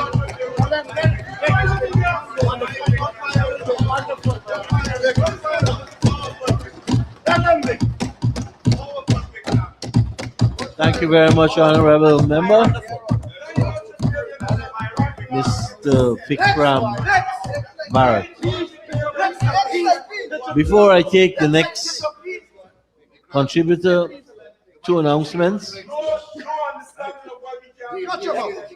Today, the Honorable Member, Mr. James Bond, is celebrating his birthday.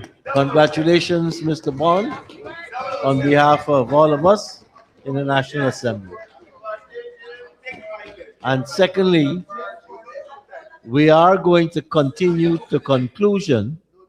There are some refreshments that just arrived, so you can, as we continue to complete the list of speakers during this session, you can migrate downstairs and return to the Assembly.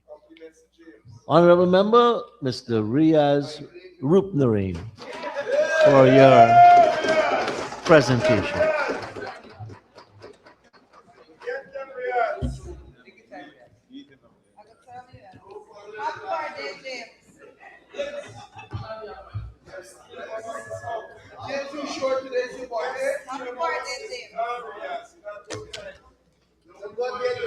Thank you, Mr. Speaker.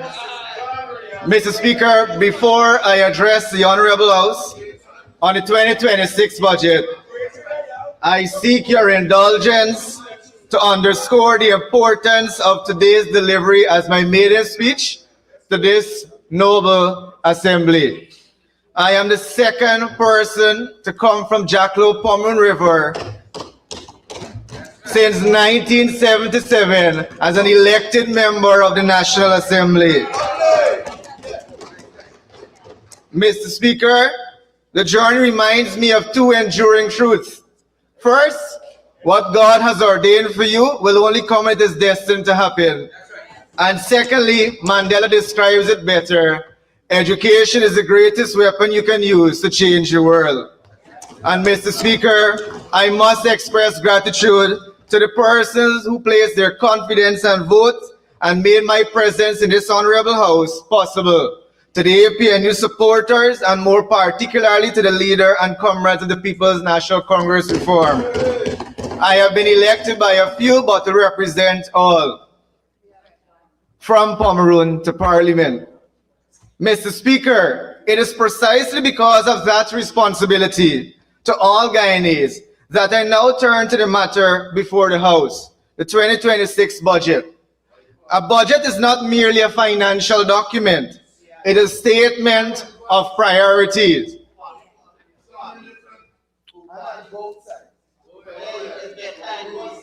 I give acknowledgement to the honorable member. My mother taught me to always show respect to the elderly and those who are especially needy.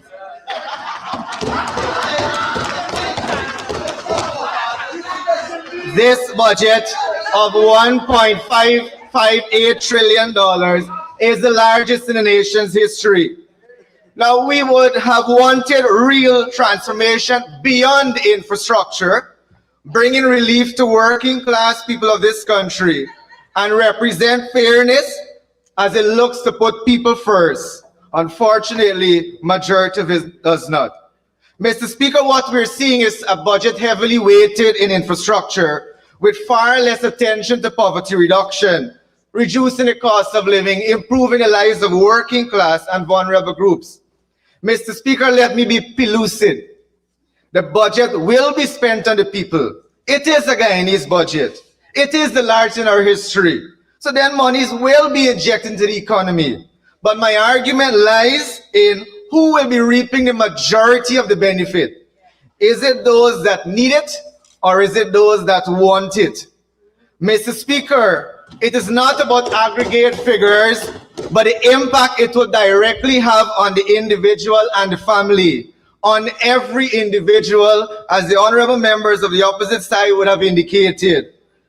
And before I proceed, I must share a WhatsApp message that I received before coming to the podium from a member of the Regional Democratic Council of Anna Regina, a non-supporter of the opposition, mind you, stating, please try and back up, let me get more than $2,500 salary increase. Buy nothing for salary worker, like me fed up.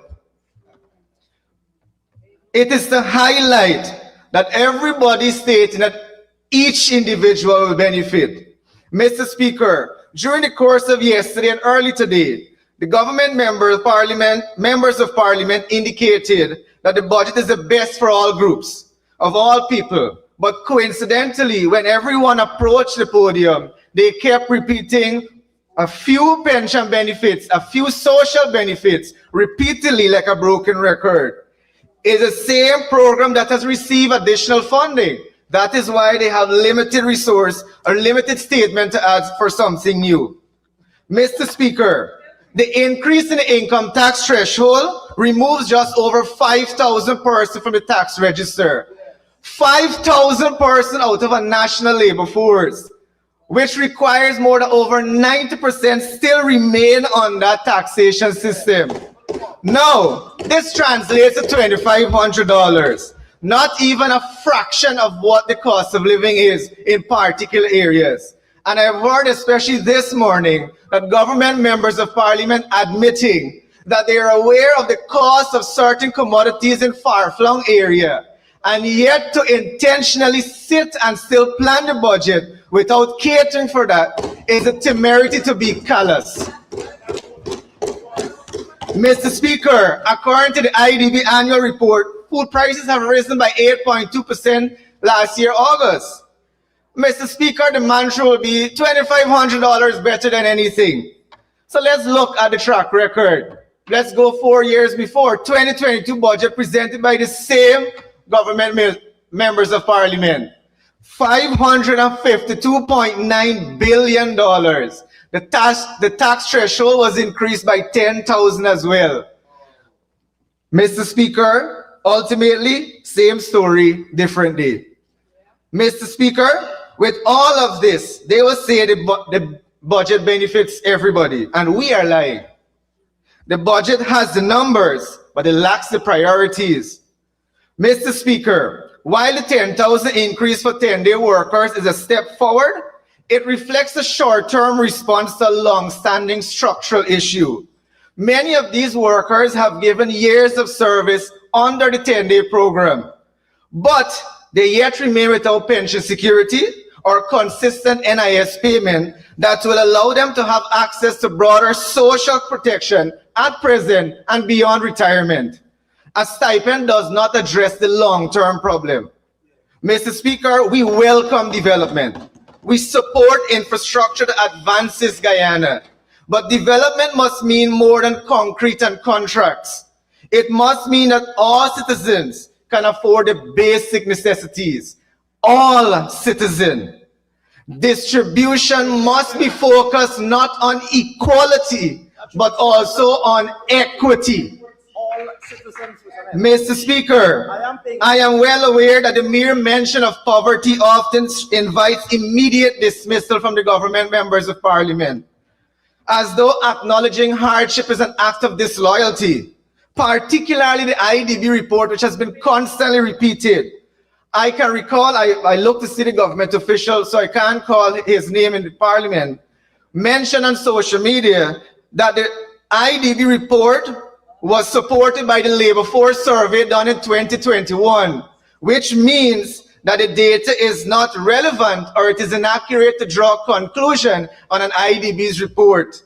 Mr. Speaker, the labor force survey is conducted by Guyana's own Bureau of Statistics. If the most current comprehensive poverty indicators available are not current, it is not the fault of the IDB. It is the fault of the National Data Management Committee. $1 trillion economy cannot operate on blind spot. We cannot consistently use poverty as a debating point. It should be a national priority. Mr. Speaker, several ministers in their speeches on social media and in public forums have indicated Guyana's commitment to the Sustainable Development Goals. But what about Goal 1, the eradication of poverty? Goal 10, the reduction of inequality? All must be committed to, not some. Mr. Speaker, assistance to students is always welcome.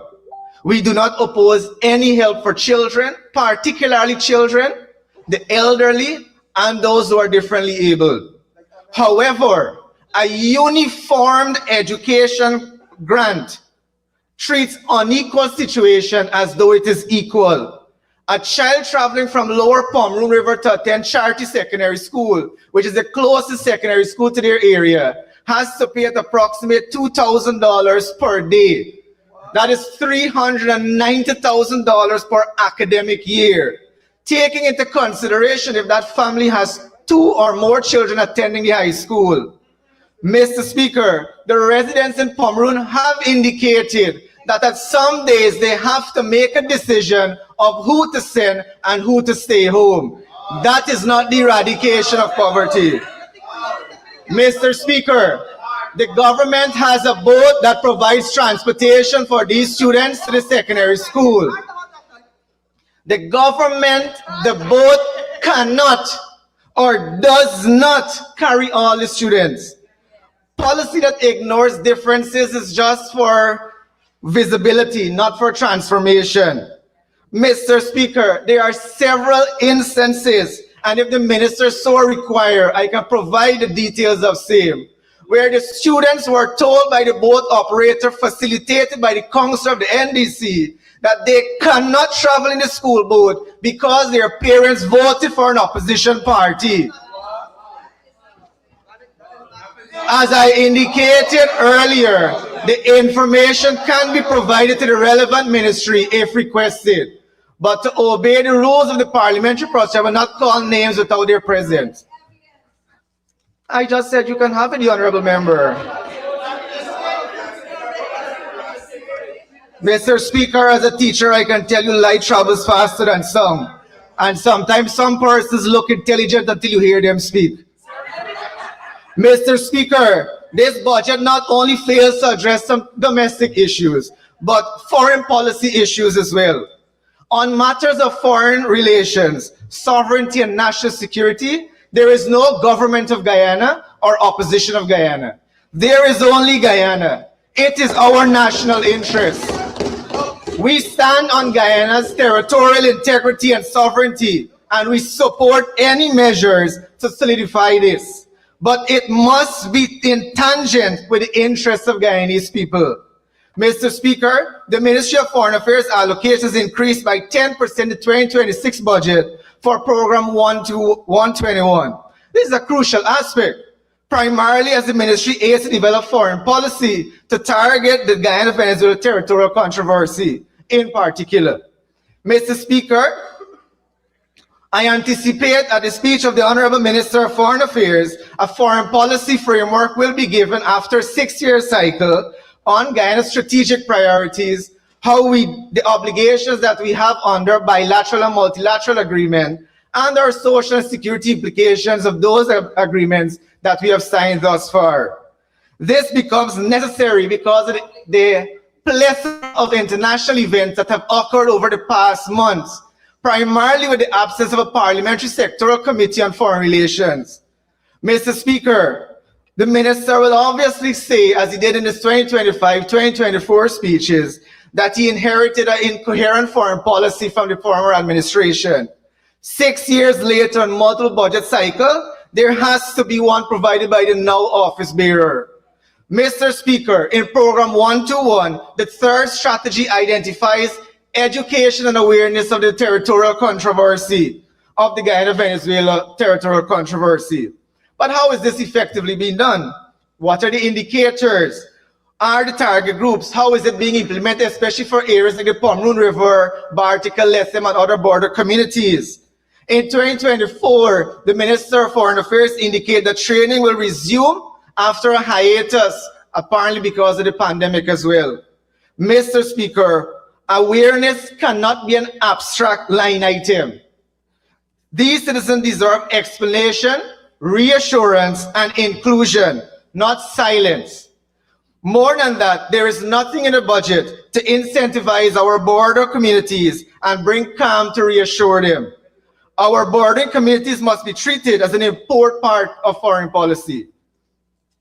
Mr. Speaker, the Ministry of Foreign Affairs need to work in collaboration with the Ministry of Education to ensure that all students are aware of the history that they're intellectually ready to protect our country's sovereignty when they hold these offices that we presently occupy.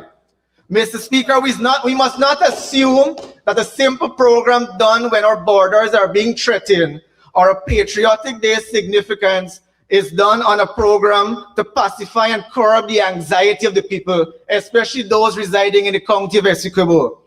Mr. Speaker, at present, the Caribbean Examination Council is revising the CSEC history and Cape history syllabi. It is paramount that both ministries ensure that the Guyana-Venezuela territorial controversy is added to those syllabi.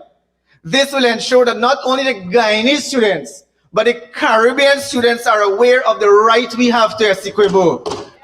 Mr. Speaker, we need to train the teachers to implement the program and also to provide the Ministry of Foreign Affairs to facilitate personnel to travel to border communities with information and at the level that they understand, and not the fancy terminology or the protocols that are established in diplomacy on a program, assuming that they all have access to it. The people need their attention to be pacified. Mr. Speaker, the Honorable Minister of Foreign Affairs said in his 2025 budget speech that ministries are working together to achieve the 2030 SDG agenda. The same must be done for national interests.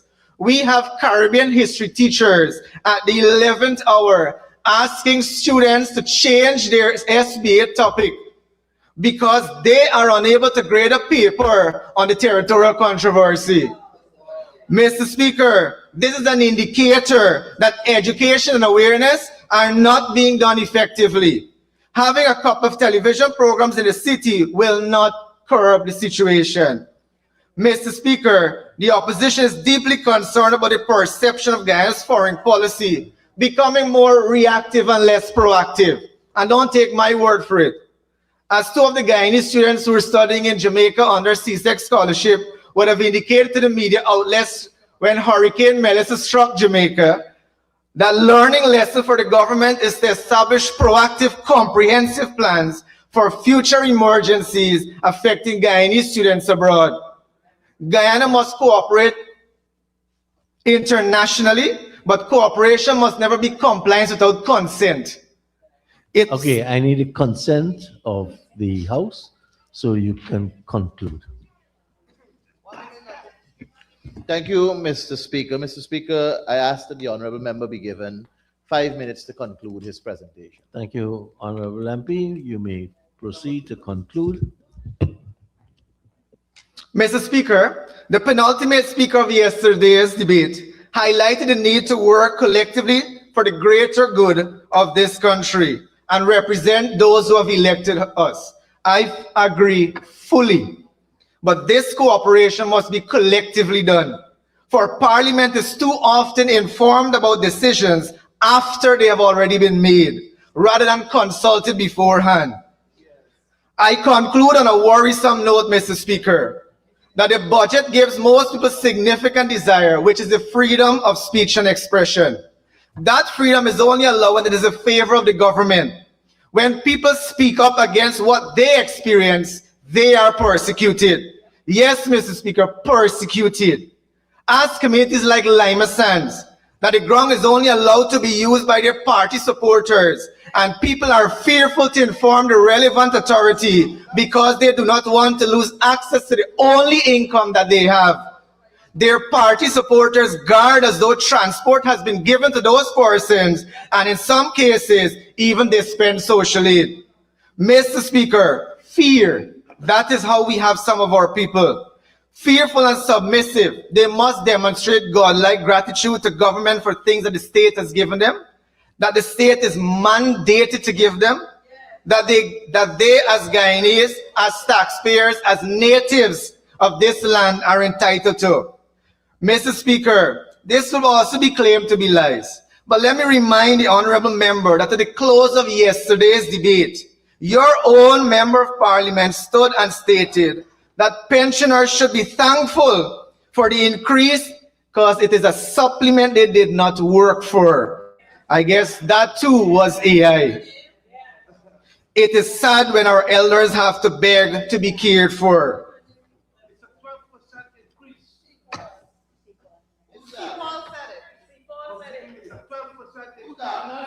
whatever makes you sleep at night.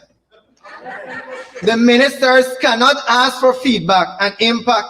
They need to verify data for themselves, because ultimately it's the staff's job, but your accountability. You can't keep the staff, and when the incompetence is exposed, you throw the staff under the bus. Mr. Speaker, I average it is easier to dismiss it completely, cover it with election rhetoric, rather than seeking to solve the problem for our people.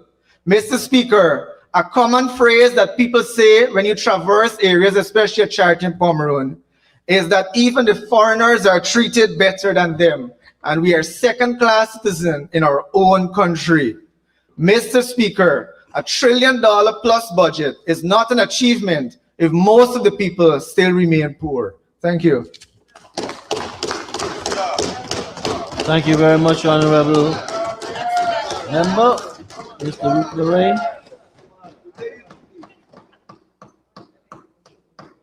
And now for the Honorable Minister in the Ministry of Public Works, the Honorable Madan Lal Ramraj. Thank you, Mr. Speaker. Mr. Speaker, it is with great honor I'm allowed to make my first contribution to this 2026 debate. I wish to begin by commending the Honorable Senior Minister in the Office of the President with responsibility for finance and my colleague Dr. Ashni Kumar Singh, for presenting a visionary budget presented under the theme, Putting People First, one that continues the PPPC government unwavering commitment to equitable development, modern infrastructure, and a better quality of life for everyone. I also wish to commend, Mr. Speaker, the Director of Budget and her team, our team in the Ministry of Public Works, and all the teams in the different and various ministries. Mr. Speaker, guided by his transformative vision of His Excellency President Dr. Mohammed Irfan Ali, and underpinned by the prudent management and responsible stewardship across all 10 administrative regions, the result of this national transformation are visible and undeniable. Since 2020, the People's Progressive Party Civic Government Administration has faithfully implemented and delivered on its commitment made to the Guyanese people. Mr. Speaker, that is why the people of Guyana voted the People's Progressive Party Civic back to office with a clear, commanding, and resounding mandate of over 40,000 votes. Mr. Speaker, while others deal in talks, and we heard many of it for the past 2 days, the government delivers result. Mr. Speaker, every dollar spent on infrastructure increases tenfold the economic dollar value. By this, I mean that today, if a street is being built, Mr. Speaker, the value of a house lot or a plot of land within that area has gone up significantly. And this we have seen, and I'll provide examples of what I'm saying, Mr. Speaker. Mr. Speaker, very important. And I think members on the other side create that impression that everything seems to be not good or everything seems to be bad. But Mr. Speaker, if members paid attention and keep or feel the pulse of what is happening in the Guyanese economy, they would really think otherwise. Because there are some indicators to determine how the pulse of an economy is derived. When you look at growth, that is one of the determining factors. Jobs and income is another determining factor. Prices, inflation is another determining factor. Investment is another determining factor. And consumer spending tops it all. Mr. Speaker, and we have ticked all the boxes that we have been ticked. Mr. Speaker, so to come here and to say that we are not being delivering and that we have been spending and those kinds of things, Mr. Speaker, it's not correct. It's not correct to say those kinds of things. And you know why, Mr. Speaker? In 2025, the economy, the growth, 19.3%, that's the economic growth. It's in front of our eyes. With the non-oil economy, 4.3%. Mr. Speaker,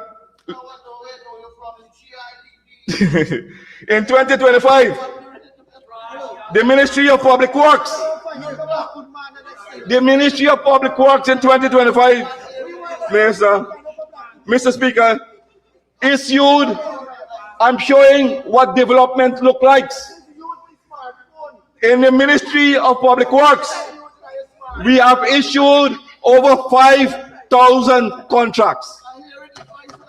5,000 contracts and over 12,000 projects executed nationwide.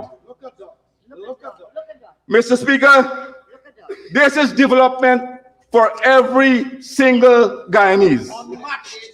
Unmatched. And let me go region by region so we can have an appreciation, Minister. Because I heard Region 1, member of Region 1, and member of Region 10 seems to be, they are being excluded from the national development. From Region 2, in Region 2, there were 326 projects that valued $11.7 billion. Region 3, 524 projects valued $49 billion. Region 4, 57 projects valued $65.3 billion. Region 5, 389 projects valued $11 billion. Region 6, 857 projects valued $72.1 billion. Region 10, 758 projects valued $16.6 billion. Mr. Speaker, and my mathematics, I think is good. This valued, when you add all of this, it's $225 billion valued, and this goes into contracts, and this goes into people's pocket. These are contracts that is going to people's pockets. That is correct. That is correct. Mr. Speaker, I heard as if nothing is being done in the hinterland. As if nothing is being done in the hinterland. From 2020, and let us put the record straight, Mr. Speaker. For 2020 to 25, Region 1, 302 kilometers of road, either constructed or maintained, $6.5 billion. Region 7, 449 kilometers of road, either constructed or maintained, $5.4 billion. Region 8, 613 kilometers of road, constructed or maintained, $4.3 billion. Region 9, 1,486 kilometers of road constructed or maintained, valued $5.3 billion. Region 10, 909 kilometers of road valued $5 billion were constructed and maintained. A total of $26.5 billion. Mr. Speaker, I am telling you, I'm moving on. I'm giving you some details now, Mr. Speaker. Mr. Speaker, for the fiscal year in 2024, in Whitewater, in Region 1, in Whitewater, 1 kilometers of road have been completed, valued $225,278,000. In Waramuri, Region 1, 1 kilometer of road completed 100%, $300,548,000. In Region 9, Yukonparo, 1 kilometers of road valued $339,862 was completed. In Region 9, again, Rukamutu, 1 kilometers of road completed 100%, $302,199,000. That's for region. That's in 2024. $1,167,886. In region for 2025, Mr. Speaker, Whitewater Phase 2 and 3. Whitewater Phase 2 and 3, 2 kilometers. Complete 100% completed. $450,556,000 in the community hands. Walna, 3 kilometers of road have been completed, and work is progressing on the drain, and it is progressing smoothly. $665,925,000, Mr. Speaker. In Waramuri, 1 kilometers of road has been completed, Mr. Speaker. $300,545,000. In Arakaka, Region 1 again, 1 kilometer of road has been completed, 100%, $318,178,000. In Kamwata, Maruka, 1 kilometers of road have been completed, $257,041,000. In Huradai, work on tracks and are progressing. 85% completed, Mr. Speaker. $217,082,000. Barbina Hill, work are ongoing. 30% completed, Mr. Speaker. $262,587,000. Kamwata, Mabaruma again. 1 kilometers of road, 100% completed, Mr. Speaker. $230,896, Mr. Speaker, for the fiscal year that is for 2025. Monkey Mountain in Region 8, 1 kilometer of road has been completed. Work are going on 2 kilometers of road, valued, it is 80% completed, Mr. Speaker. $755,199,000, Mr. Speaker. Paramakatoy, 2 kilometers of road have been completed, Mr. Speaker, $876,757,000.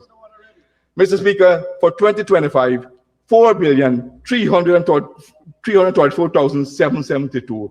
Give a total of for 2024 and 2025, $5,502,650. Mr. Speaker, and we are in this house listening to honorable members saying that there's no development, that there's no any different in what is happening. Mr. Speaker, these figures don't lie. These are figures, these are accurate figures. Mr. Speaker,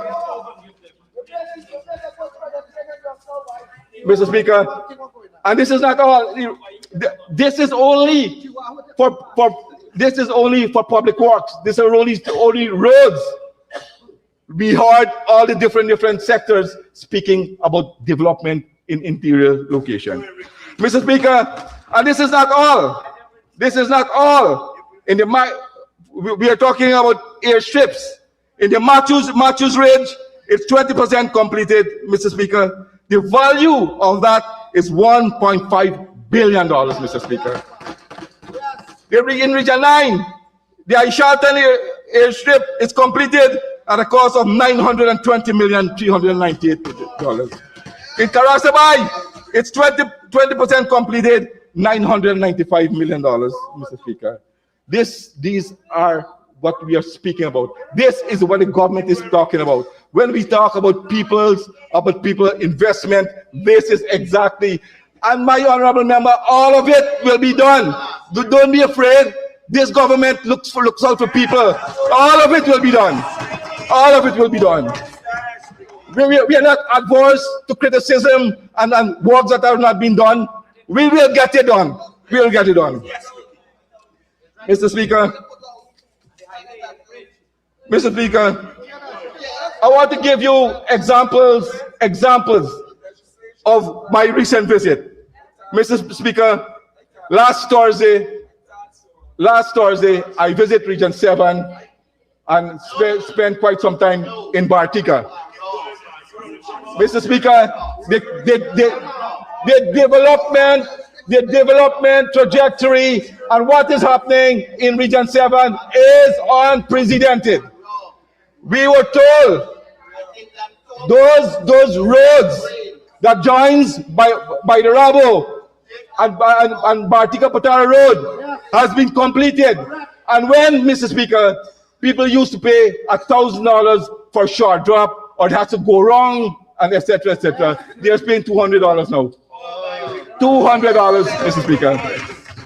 Mr. Speaker, I was told, I went to all the roads I've been developing there and made an assessment, and there's a cry for more, and we understand that there's going to be a continuous cry. That's why we are in front of this house. That's why we are here to debate budget, because we want to continue the development. Yes.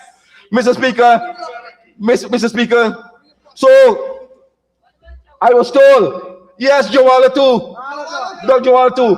Mr. Speaker, I was told that there's a backlog in cargo movement. There's a backlog in cargo movement. Mr. Speaker, there's only one vessel traversing the Parika-Bartica route, the MV Macora. Mr. Speaker, as soon, and I think by this weekend or next week, Honorable Minister, we should be able to have the MV Hercules completed. It's ready, and we'll have the MV Hercules completed. And so we'll have two vessels moving from the Bartica to Bartica. Mr.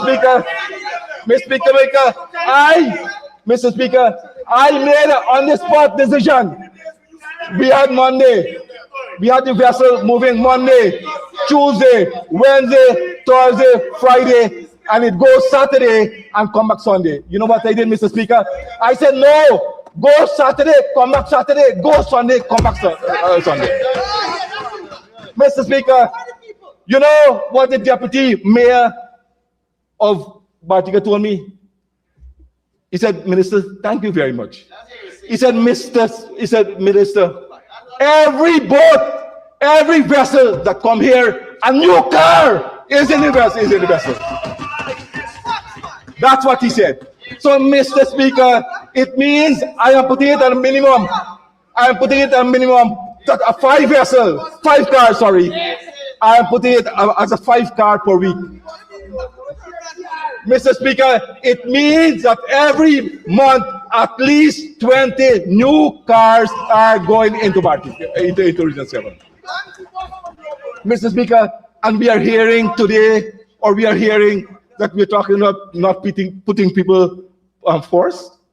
We are here, all of this here.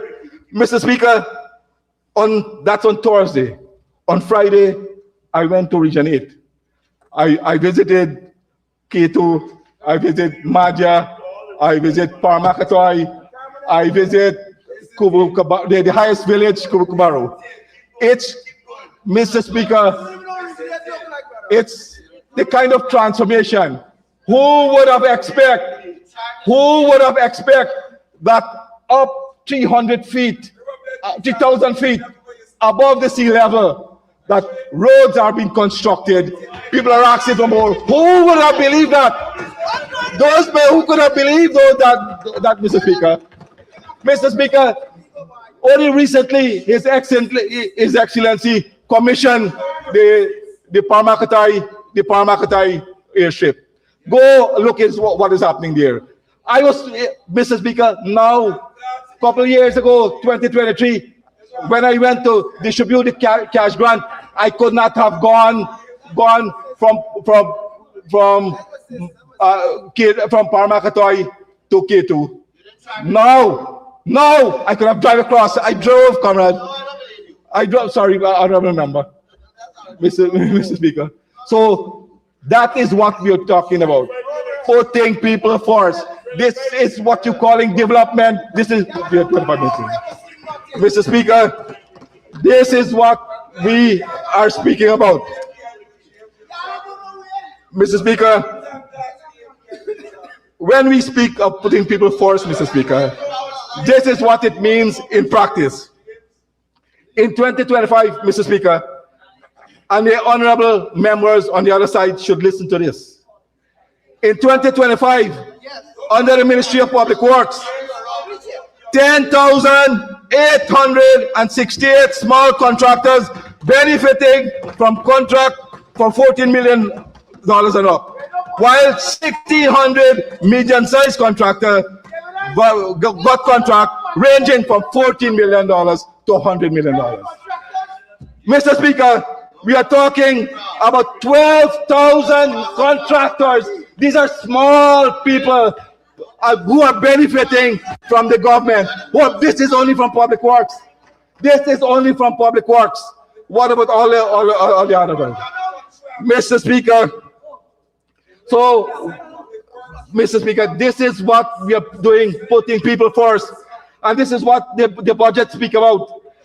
Mr. Speaker, this is what is meant by putting people first. What it truly means.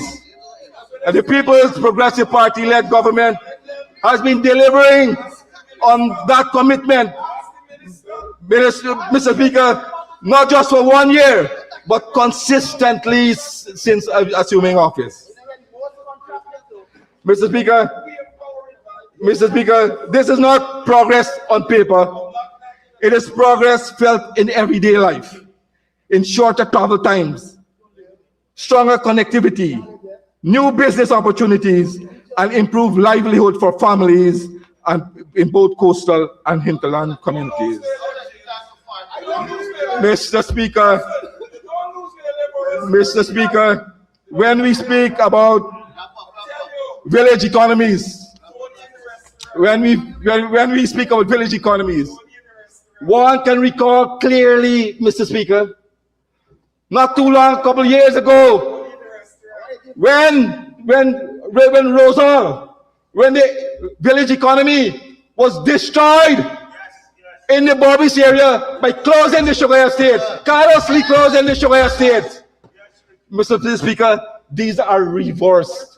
We are caring government. We care for every single community. We are building community by community.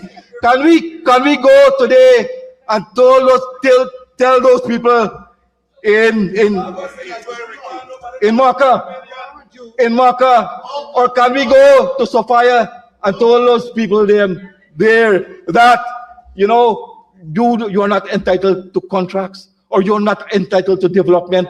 Can we do that? This government is callous. We are not callous enough to do that, Mr. Speaker. Mr. Speaker, so what we do? So, Mr. Speaker, what we do? We take, for instance, in Sophia, all those road contracts were given to contractors in Sophia. Every single way. Same thing in Islandale. Same thing in across our country. Villages by villages, we are ensuring, we are empowering our community, Mr. Speaker. This is what the PPP civic government. That's the legacy of the PPP civic government. Mr. Speaker. So, Mr. Speaker. Mr. Speaker, the work of the Ministry of Public Works, as I said, is not merely about infrastructure. It is about building the pathway through which opportunities reaches our people. Every road we construct, every bridge we erect, every port we modernize, every sea defense we reinforce forms part of a unified mission that is to create a Ghana that is fully connected, globally competitive, and truly inclusive. Mr. Speaker, over the past 5 years, the government has transformed investment into visible national progress. More than 10,000 under the Ministry of Public Works, over 10,000 roads and 430 bridges have been constructed or rehabilitated over the country. Along with this, 35,000 meters of new sea defense and river defenses have been built, and more than 425 meters rehabilitated, strengthening protection for families, businesses, and entire community against erosion and flooding. Mr. Speaker, every concrete we pour, Mr. Speaker, every BRC we install, Mr. Speaker, every revetment we put, Mr. Speaker, every boulders we put in our sea defense benefits the people of this country. Every single one we do. This is what is value for money, Mr. Speaker. This is how we think. This is a strategic thinking. This is when we put a road, when we put a bridge, it's the connectivity. It's just bringing people forward, Mr. Speaker. Mr. Speaker, Mr. Speaker, those who say that this budget has nothing for the people have not really read the budget. They are certainly not have walked the roads and the communities and see the kind of transformation, Mr. Speaker. Mr. Speaker, in 2025, along the East Bank corridor from Eccles to Yarracabra, 214 roads, Mr. Speaker, and I think this is Tuesday. Last Tuesday, I went here and visited these roads. No, that was 7-8. Mr. Speaker, it's so much. 214 roads were completed by 604 small community-based contractors. It's people from within the communities are building this road, Mr. Speaker. Putting income directly into the local household and ensuring that development is built by every communities and is meant to serve. Mr. Speaker, this People Progressive Party government is building a one Guyana where a child in 5 miles Bartica and a shopkeeper in Corriverton share the same promise of progress, same opportunities, and the same future. Perhaps the most historic, Mr. Speaker, is the completion of the Demerara Barrett-Jagdale Demerara Bridge. A modern 4-way gateway between Region 3 and 4 replaces a 47-year-old structure.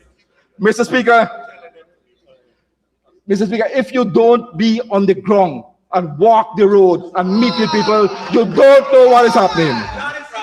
Mr. Speaker, through the vision of His Excellency the President, and under the stewardship of the Agriculture Minister, we have seen a boom in the production in Pomeroon.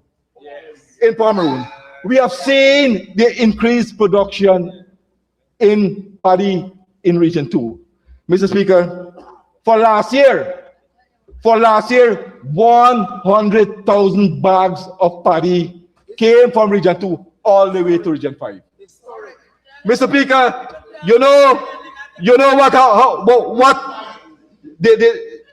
what I want to get at, Mr. Speaker, is a new ferry, is a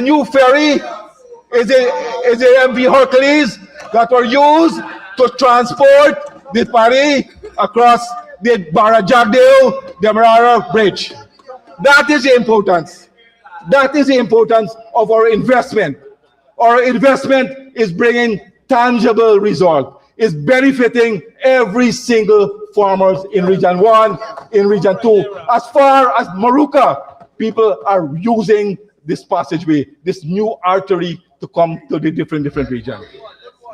This is how a prudent, a thinking government get its activities completed.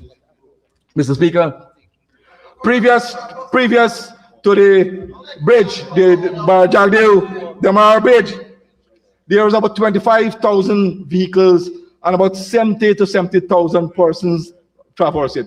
Mr. Speaker, on an average day, 50,000 vehicles and 150,000 persons traverse that bridge. Yes. This is it.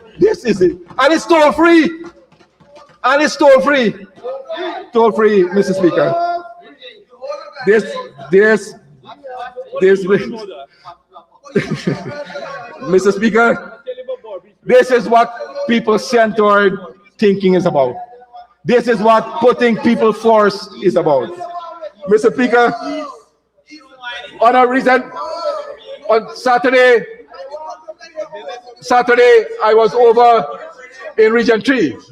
I went to Stanley Tong and Dinamstel and a number of other areas. And I listened to what the people in those areas said. Mr. Speaker, we heard. Now we are not hearing about complaints. Complaints are gone now. We are hearing about people saving. People want more roads. People want their demands are more. Of course, their demands are more. And this PPPC government will ensure that those requests are made over a period of time. Mr. Speaker, while others gamble with Guyana future, the PPPC government is building it. Growth is projected at 16.2%, with 10% to the expansion in 2026 in the non-oil economy. Mr. Speaker, inflation is projected to remain as low as 2.5%, protecting the purchasing power of our people. And importantly, Mr. Speaker, this $1.558 trillion budget introduces no taxes, demonstrating that this government is growing the economy without squeezing families or burdening small businesses. Growth is being driven by productivity and investment, not by hardship. Honorable member, you will need an extension to conclude. Mr. Speaker, the honorable member, I ask that the honorable member be given 5 more minutes to conclude his presentation. Thank you, Minister Teixeira. Honorable Minister, you may conclude. Thank you, Mr. Speaker. Thank you, Chief Whip. Mr. Speaker, this budget promotes stability, reward enterprise, and above all, putting people first. For 2026, Mr. Speaker, this government is once again putting money where its mouth is.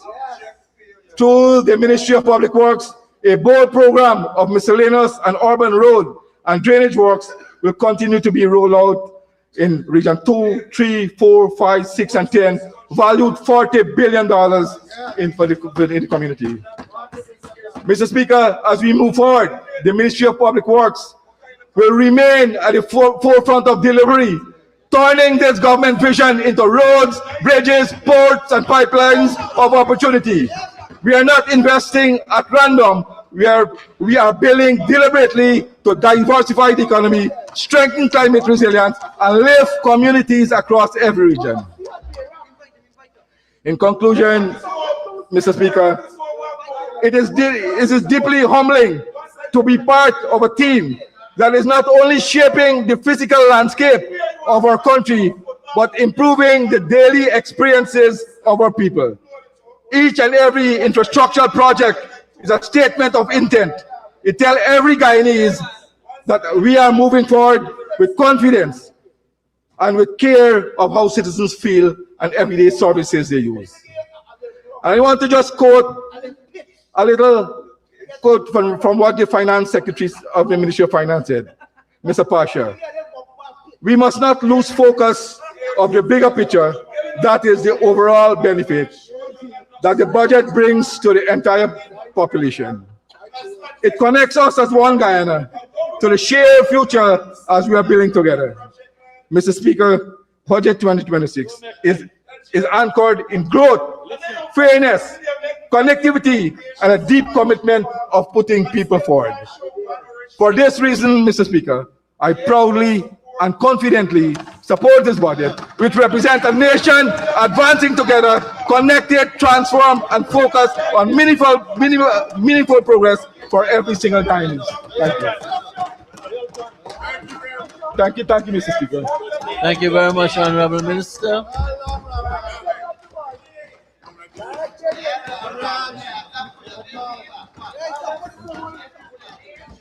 Well done, my brother. I'd like to invite the Honorable Psycho Andrew, the Honorable Member of Parliament, to make his presentation.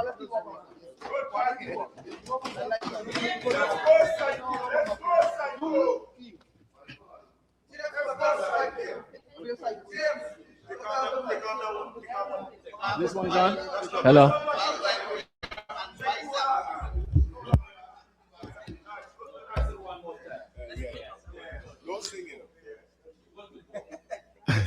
Thank you, Mr. Speaker.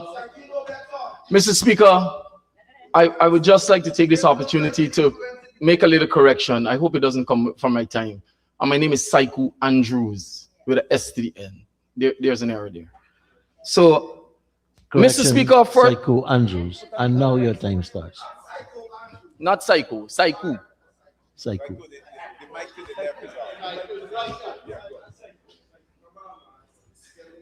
Mr. Speaker, let me take this opportunity to thank the PNC's leadership, those who voted for the PNC, those who voted for the APNU, and allow me this opportunity to be their representative in this house. Mr. Speaker, two observations. Most of the speakers on the government side spoke about the APNU taking away the cash grant. Okay. No, if you said it, fine. But listen to this. Let us circle back to 2015 and do some simple mathematics, because that is fundamental. Listen, in 2015, Mr. Speaker, the Because We Care crash grant was, because it crashed. The Because We Care cash grant was $10,000. When the APNU AFC came to power, we put in place a project that was called the 5 Bs. So listen.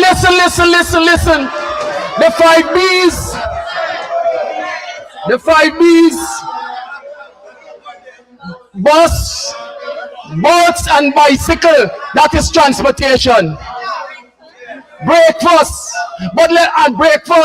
and books. But let us do some simple calculation. A kid going to school,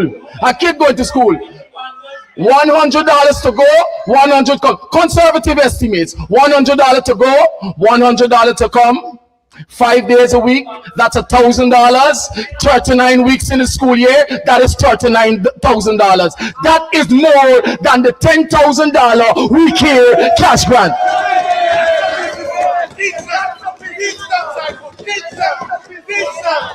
Hold on. Come to the front of the class. Mr. Speaker, put aside the books. Let us go to the breakfast.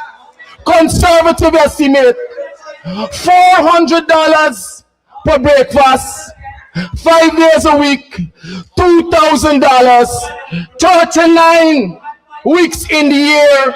Mr. Speaker, that works out to 78,000 Guyana dollars. Add them together. add them together, that is a value of 117,000 Guyana dollars to a school child. And when the Honorable Riaz Rupnarain mentioned that it's $339,000 to get the kids to school, it exposes the superiority of the 5B program and the weakness of the Because We Care cash grant.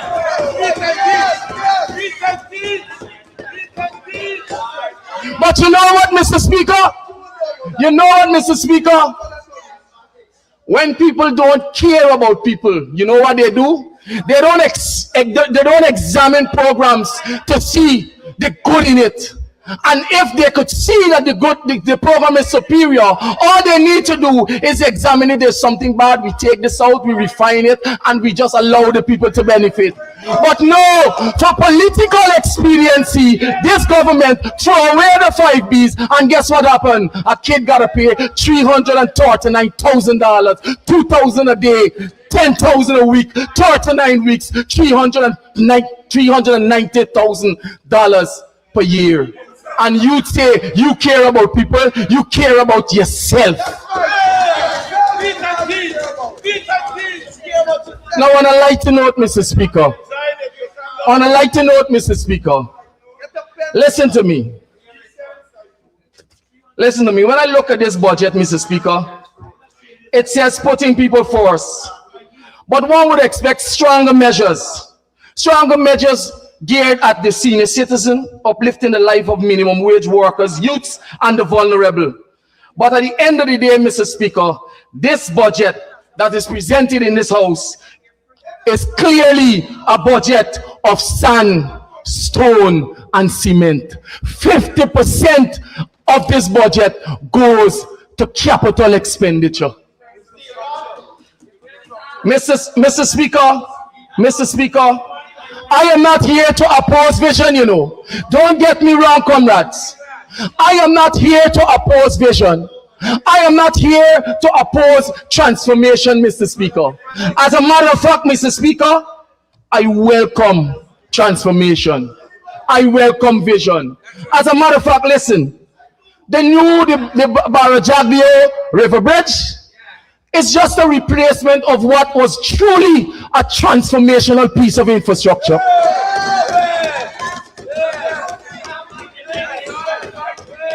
But Mr. Speaker, so I'm not going to fight that. I'm not going to condemn that. But Mr. Speaker, hear this. Transformational, because the budget talks a lot about transformational infrastructure. But transformational infrastructure, Mr. Speaker, is not vision alone. Transformational infrastructure, Mr. Speaker, must deliver value for money. It must stand the test of time in service. It must withstand adversity. That is transformational infrastructure. And Mr. Speaker, listen, at the end of the day,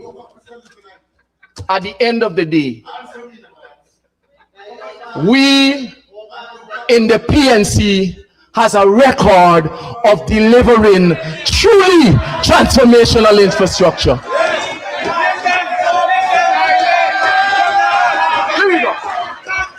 Hold on, Mr. Speaker,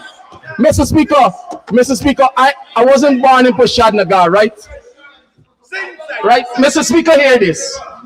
Transformational infrastructure loaded with value and benefits for the citizen was delivered in 1978 when LFS Barnum had the vision and foresight to link Stonesdyke and Linden. Listen to me, a 72-kilometer highway stood the test of time. For 57 years. 1969, 57 years before this government decided that it needed some significant form of upgrade. That is transformational infrastructure. But on the contrary, Mr. Speaker, this government is spending in this budget, is asking us to approve $7.4 billion to rehabilitate the Providence to Diamond East Bank 4-lane road. Mr. Speaker, hear this. That project was only completed in 2014. That's only 12 years. Mr. Speaker, 12 years, and you gotta go back and spend $7.4 billion, and you talking about transformation? That is not transformation. That is a waste of money. That is terrible management, Mr. Speaker. And listen, that's not all. Let us go to Thomasland. Let us go to Thomasland, the road by the National Park. 2022. We spent $30 million to rehabilitate that road. 2 years later, after multiple attempts to fix the shoddy work, this government has decided to rebrand it and call it a 4-lane road. And now guess what? We're about to we already completed spending billions of dollars on it. Mr. Speaker, that's why we waste money. Money keep going into projects and it don't make sense. And next year, we got to come back and do it again. 5 more years, do it again. And all the while, the people continues to suffer. Mr. Speaker, it is not only the roads that are in need of rehabilitation. The PPP's mindset needs to be rehabilitated. It needs to be rehabilitated. It needs to be rehabilitated from build, break, and rehabilitate to build to last. This is what Guyanese people need. This is what they vote for. This is what should have been delivered. Mr. Speaker, hold on. Mr. Speaker, 1978, Demerara Bridge, vision, transformation, Lincoln Region 3 to Region 4, 48 years of service to the Guyanese people. Mr. Speaker, this government is now asking us to approve spending on the New Borbies Bridge. Mr. Speaker, look at the contrast. Now this government is asking us to spend money on a fixed bridge over the Borbies River. In 2000, this government missed 2 opportunities, Mr. Speaker, to build a fixed concrete bridge over the Borbies River. In 2000, Mr. Speaker, and 2004, they got the estimate, they got the proposal in 2000 for $30.8 million. They rejected it. In 2004, they got a proposal for $34.6 million. They rejected it.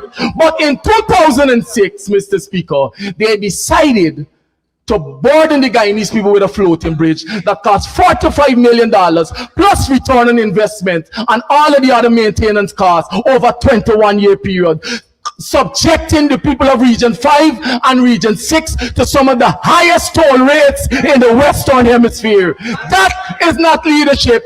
That is cake shop economics.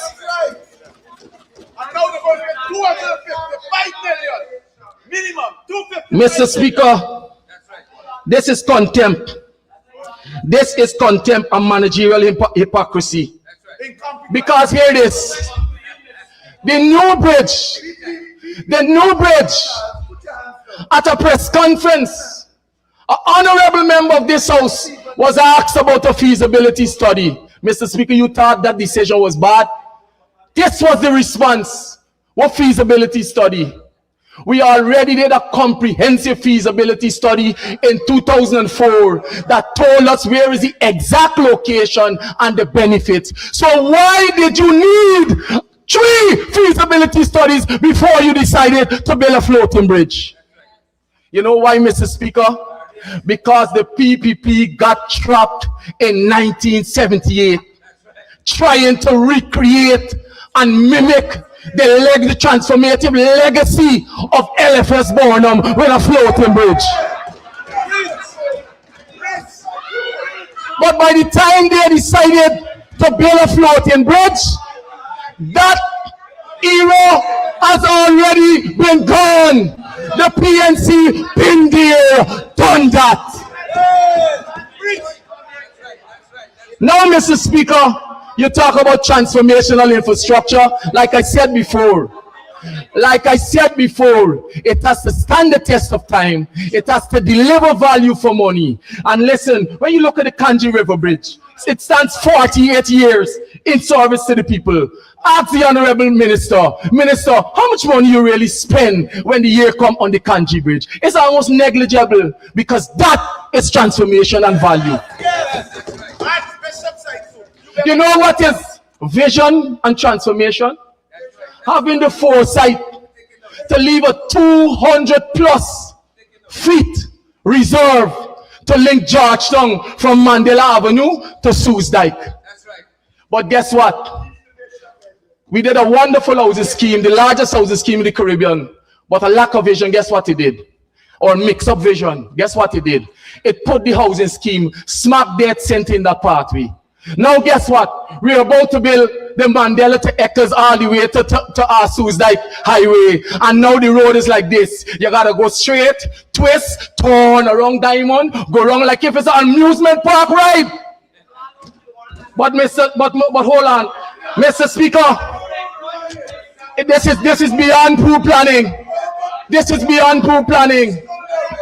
Mr. Speaker, this budget wasting people money. This is more of the same and value down the drain. Mr. Speaker, let us go to the Mandela to Eccles Highway. Like I said, a lot of projects have the potential to be transformative, but it must deliver value. It must deliver savings. But listen to this one. This is going to shock the house. Phase 1, 2021, phase 1. It cost us 928 million per kilometer. This is Cane Field, Virgin Land, right? 1 year later, phase 2, Eccles to Diamond, the price went up. $1.4 billion. 1 year after that, phase 3, Diamond to Busby, $2.3 billion. Same Cane Field, you know. Phase 4, Busby to Land of Canaan. Mr. Speaker, guess what is the cost per km of road? $4.6 billion. We signed contracts valued $52 billion for 11.3 kilometer road. But Mr. Speaker, let me do an exegesis on this.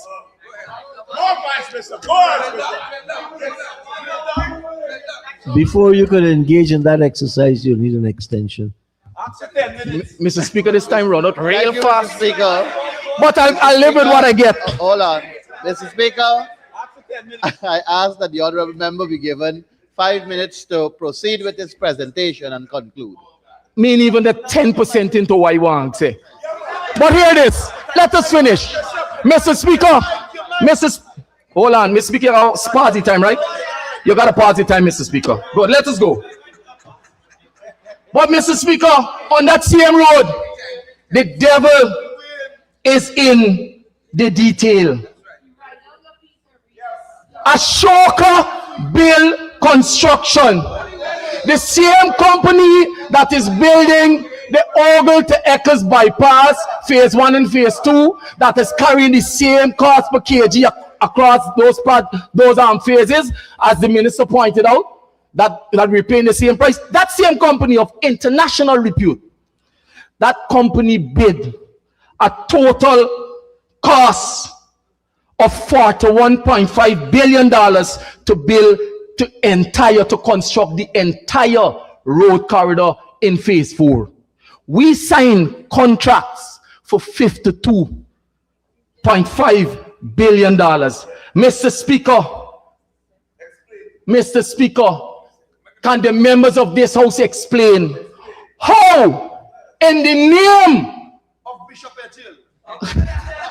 How, in the name of being an honorable and prudent public servant, you could make a decision to spend $52 billion when you have a reputable company that offered to build that road for $42 billion? That is a loss of $11.5 billion on phase 4 alone. That's prosperity theology. Mr. Speaker, this 11.5 billion, let me tell you what it could do. Let me tell you, when you're prudent managers and you examine contracts and you examine the cost and you hold a tight rein, this is what the people get to benefit. For $11.5 billion, Mr. Speaker, we could give 95,000 old age pensioners $25,000 for the next 5 years. That is the value that you must create. That is the kind of value you must extract. That is the value you must deliver to the Guyanese people. But Mr. Speaker, nobody don't care about that on that side of the house. And then look at the Aubrey Barker. Let us go to Aubrey Barker. Mr. Speaker, I live there. Mr. Speaker, I live there. Aubrey Barker Road, Mr. Speaker, force and experience. Force and experience, Mr. Speaker. Aubrey Barker Road. 4 contractors, $1.5 billion. Mr. Speaker, 4 years. Nowhere in the modern world it takes a government 4 years to deliver the expansion of a 1.9 kilometer road. Nowhere in this modern world. Outside of Guyana. But Mr. Speaker, let me conclude. Mr. Speaker, in the context of explosive economic growth driven by the oil sector, this government has spent $5 trillion in the last 5 years. But what do we have to show other than sand, stone, and cement? Mr. Speaker, at some point, after the waves of the Hero Highway are settled, and the noise of this house on that side fades, this government would have to reconcile the monies it spent with the value it delivered. And in doing so, the Guyanese people watching this telecast must ask the hard question. They must ask the hard question. How is it, after spending $5 trillion in 5 years, after the unverified claim of creating 100,000 jobs, distributing 50,000 house lots, 5,000 contracts, 12,000 projects, and all of that, 58%. How is it that 58% of this country remains in poverty? How is it, after you would have proudly announced your numbers, 32% of our people live in extreme poverty? This is not leadership that cares. This is a group of administrators who I would consider hirelings. People who work for money and no care for people. Mr. Speaker, thank you very much for your time.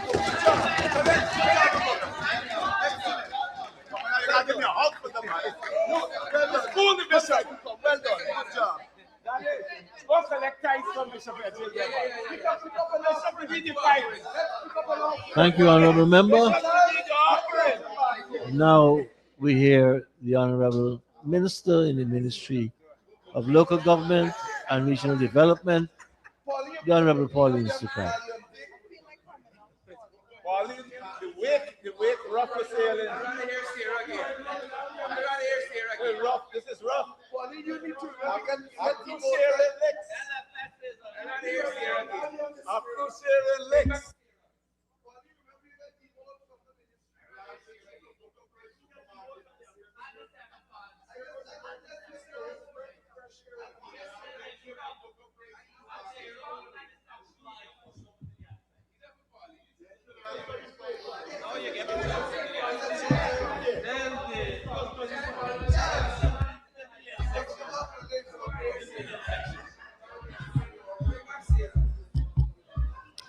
Thank you, Mr. Speaker, and good evening to the House. Mr. Speaker, I stand this evening proud and honored to lend my full support to the 2026 national budget, a budget that continues to reflect our government's unwavering commitment to the people of this country, our Guyana. This $1.558 trillion budget aligns with the People's Progressive Party civic manifesto, which sets out Guyana's development path for 2030 and beyond. The 2026 budget stands as a powerful testament to the dynamic leadership of His Excellency President Dr. Irfan Ali, as it captured his visionary announcement made in his address to the nation not so long ago. Mr. Speaker, I skipped Mohammed because I did not want him to be associated at this time with the other Mohammed. Let me congratulate and thank the senior minister in the Office of the President with responsibility for finance, the Honorable Dr. Ashni Singh and his team, for scripting such a masterclass fiscal plan for 2026 that looks beyond short-term gains while deliberately charts a course towards sustainable national development. Mr. Speaker, our budget theme, Putting People First, reflects our commitment to inclusive development across Guyana. In the hinterland and unserved communities, the People's Progressive Party civic government distributed 37,230 solar home systems. In 2026, in 2025, 7,000 was delivered and distributed to the hinterland communities and villages, improving students' ability to study at night and enhancing daily life of families. Despite criticism, Mr. Speaker, from the Honorable Dion Lacruz, or one and only, the initiative has positively impacted students, education, and prospects. In 2025, the Guyana Energy Agency constructed solar farms, mini grids in various hinterland communities and hydro projects in locations such as Kumu, Mokomoka, and K2. Mr. Speaker, this is a government that put people's first. Coming from where we started, Mr. Speaker, it is important to note that before the PPP came into office in 1992, the hinterland was in darkness. It was in abject poverty and marginalization. Mr. Speaker, and I say no more, because from then to now, the improvements that we have seen, felt, and is experiencing is untold. It must be recognized, it must be recorded, because it is a fact.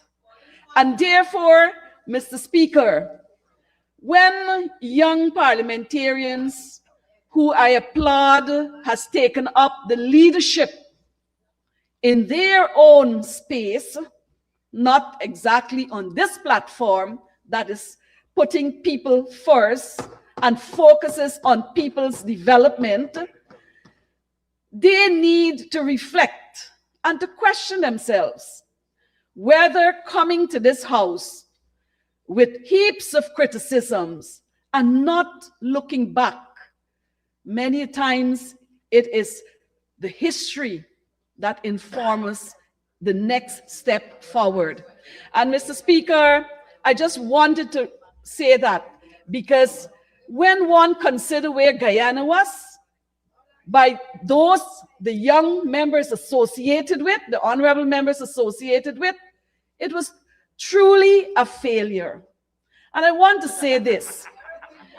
Another criticism that came from the other side had to do with jumping ship.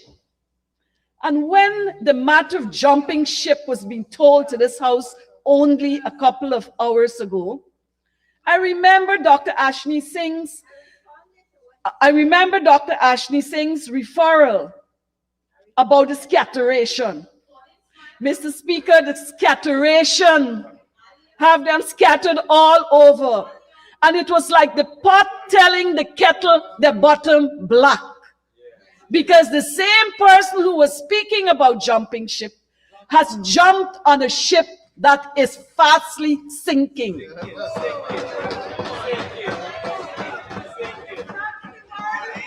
Sinking. And Mr. Speaker,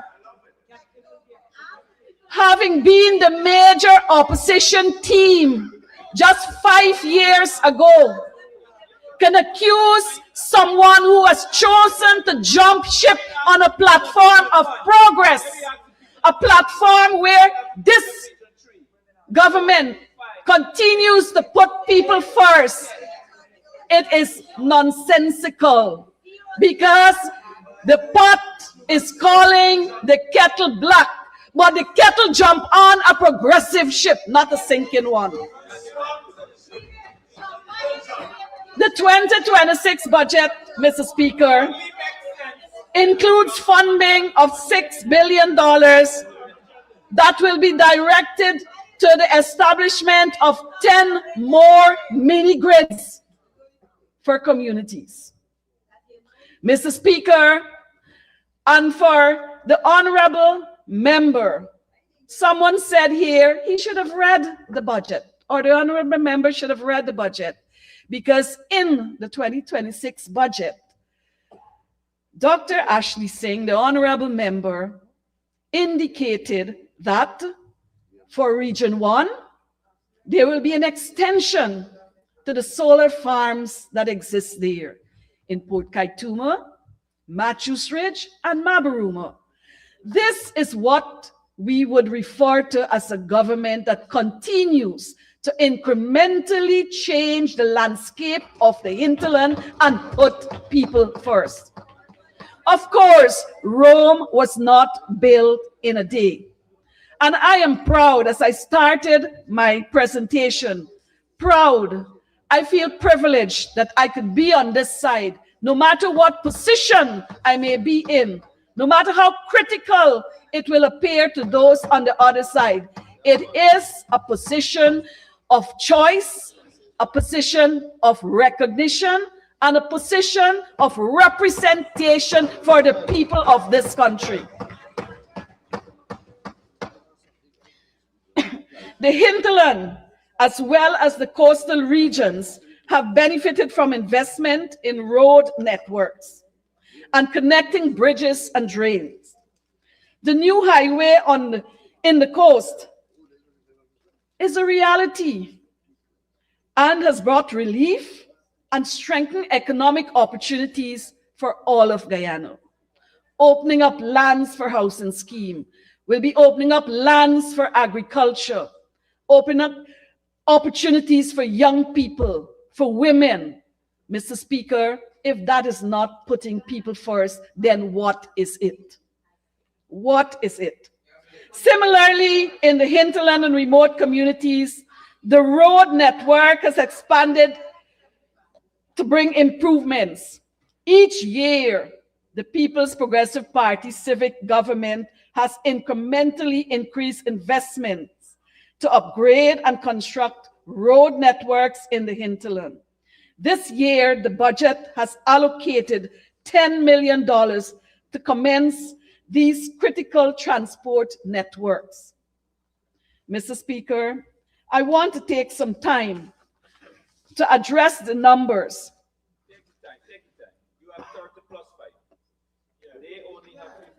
to highlight, Mr. Speaker, how this government, without oil and with oil, continues to support development in the hinterland. Allocation for Hintel Road development.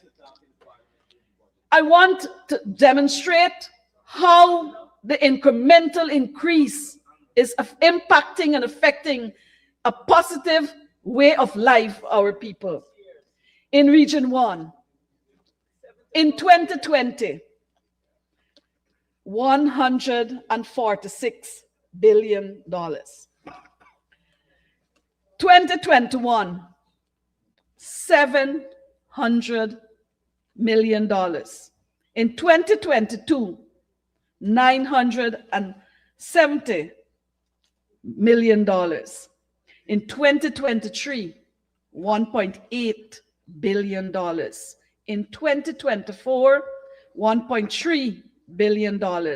In 2025, $3 billion. Mr. Speaker, that's what we call incrementally increasing every year the investment in hinterland roads. In my honorable member, or on the other side, region. Mr. Speaker, their government or the opposition, because I'm not sure where they are placing themselves at this point in time.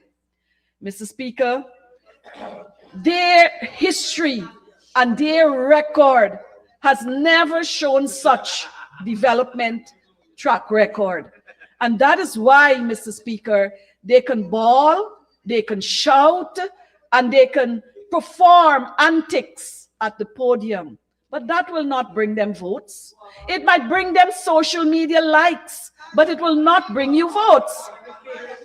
Mr. Speaker, I would like to specially point out that in 2025, $40 billion were spent on hinterland roads alone. Mr. Speaker, that is what we're talking about. Increasing and building out the infrastructure to support hinterland, Amerindians and hinterland community life, so that they too can be party to the benefits of what is happening around and in this country. Mr. Speaker, this year's budget caters, Mr. Speaker, local government is where development becomes real. It is where citizens judge the state by whether drains are cleared, roads are maintained, markets are organized, garbage is collected, and public spaces are safe and usable. Mr. Speaker, when one reflects on what we inherited, it was a total mess. Before I highlight what the budget offers for local government development, it would be remiss of me not to say that the opposition-run city council has over the years allowed the capital city to rapidly deteriorate, to rubble and waste. Since 2020, with strategic investment from the People's Progressive Party civic administration and the intervention of central government, Guyanese are witnessing a city that is progressively transforming into a safer and more secure space. Just take a walk down to the historical old train station and the seawall. They are now awesomely well kept and enhanced. Nothing like in the days of the opposition. And with this, we cannot fail to recognize the effort of the Office of the First Lady for the dedicated leadership provided across various regions to uplift and enhance towns and communities alike. This year's budget caters for investment to the tune of $2 billion to commence the reconstruction of two historical city markets, the Stabroek Market and the Border Market. And not forgetting that we have already achieved the rehabilitation of City Hall, beautifully done, along with further investment for city enhancement projects throughout the year and beyond. A revitalized and beautifully maintained city will in turn complement the targeted support being extended to the orange economy. Because the PPP civic government put people first, we realized the scope of our culture and creative industry that will generate income for countless Guyanese in the area of music, fashion, cuisine, film, art. Mr. Speaker, design and heritage-based enterprises. Mr. Speaker, exciting times lie ahead for our creative population, for our young people, for male and female designers. Mr. Speaker, this is what real development is, since it seeks and ensures that people's life will be improved, that income will be generated, and prosperity will begin to prevail. Turning now to regional development. Mr. Speaker, over the past 5 years, the People's Progressive Party administration pursued a deliberate and measurable agenda to expand development at the regional and the local levels. Through improved connectivity, stronger regional systems, enhanced energy access, and direct investments. Mr. Speaker, we in this government strengthen the governance architecture through a democratic and balanced approach. Local organs must be resourced, trained, and equipped to deliver services, and they must be also accountable. As such, under the government subvention, increases for the local organs, including municipalities, received in 2025 $50 million, and neighborhood democratic councils were allocated $30 million to ensure that both these levels would execute impactful projects that improve people's life and the delivery of service to our people be upgraded and enhanced. This is a deliberate policy to strengthen local organs with more predictable resources and delivery of services. As such, tractors, truck, waste management, equipment, and tools will be procured. Mr. Speaker, the grumbling about reading, I want to assure this House, these notes belongs to me, supported by my technical people, not by Christopher Ram. That is what responsible government looks like, Mr. Speaker, when money is allocated, money is disbursed, money is utilized, services are improved, and communities and people continue to benefit, and life continue to improve. Mr. Speaker, solid waste management remains a challenge. It's a fact. It is one of the toughest local government responsibility. That is why the portfolio is not only about trucks and schedules for pickup, it is also about policy modernization. Consultation has begun for an integrated solid waste management bill aimed at strengthening standards, improving regulation, and modernizing the framework within which waste collection, disposal, and site management will operate. In 2026, Mr. Speaker, a total of $7.9 billion budgeted to pursue a comprehensive approach to solid waste management, with a particular focus on constructing access road and landfill facilities. Mr. Speaker, this is how the People's Progressive Party civic government operate. We manage the present while modernizing for the future. Mr. Speaker, with respect to hinterland development, the People's Progressive Party civic government policy is to improve the delivery of services. And that is relatable to people. And that is why this budget is themed putting people first and not a mere slogan. Mr. Speaker, let me remind this House that on December the 17th, 2025, right on the lawns of the conference center, His Excellency, in his message to the nation, said, development cannot remain concentrated along the coast.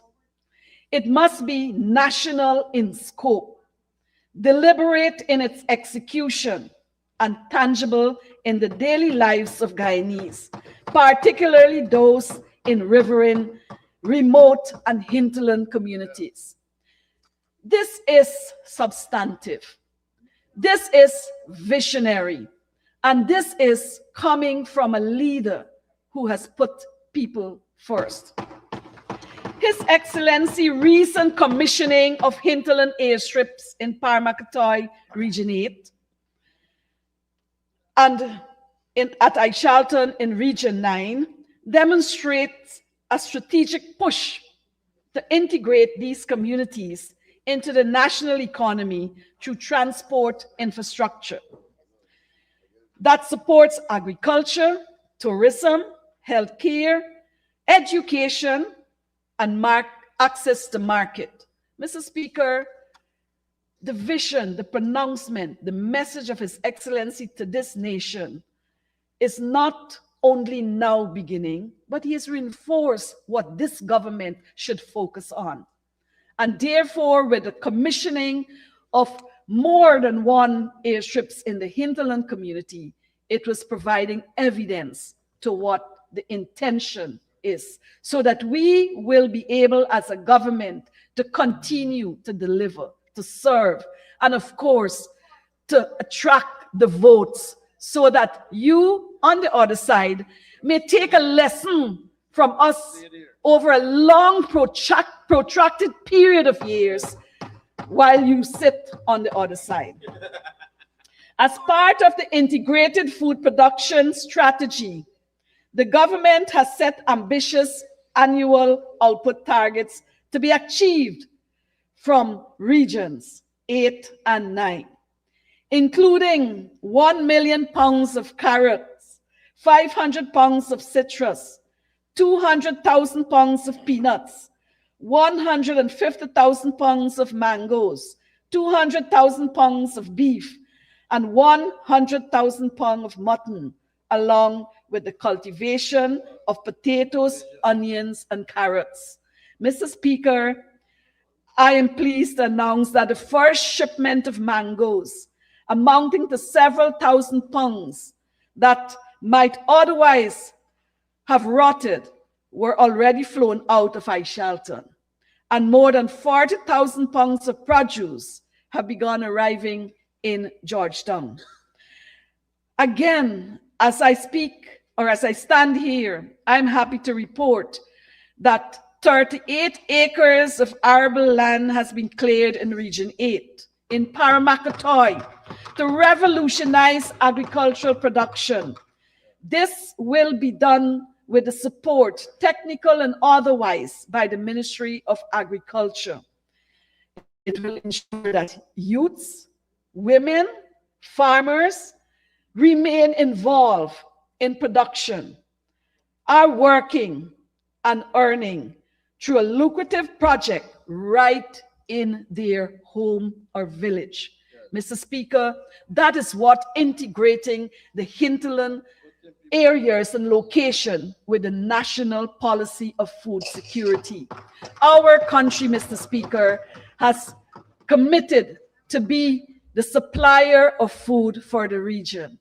We can do it. I've heard the Minister of Agriculture outline here today that Guyana is one of the only country that has the capability, the capacity, and the potential to carry on this task.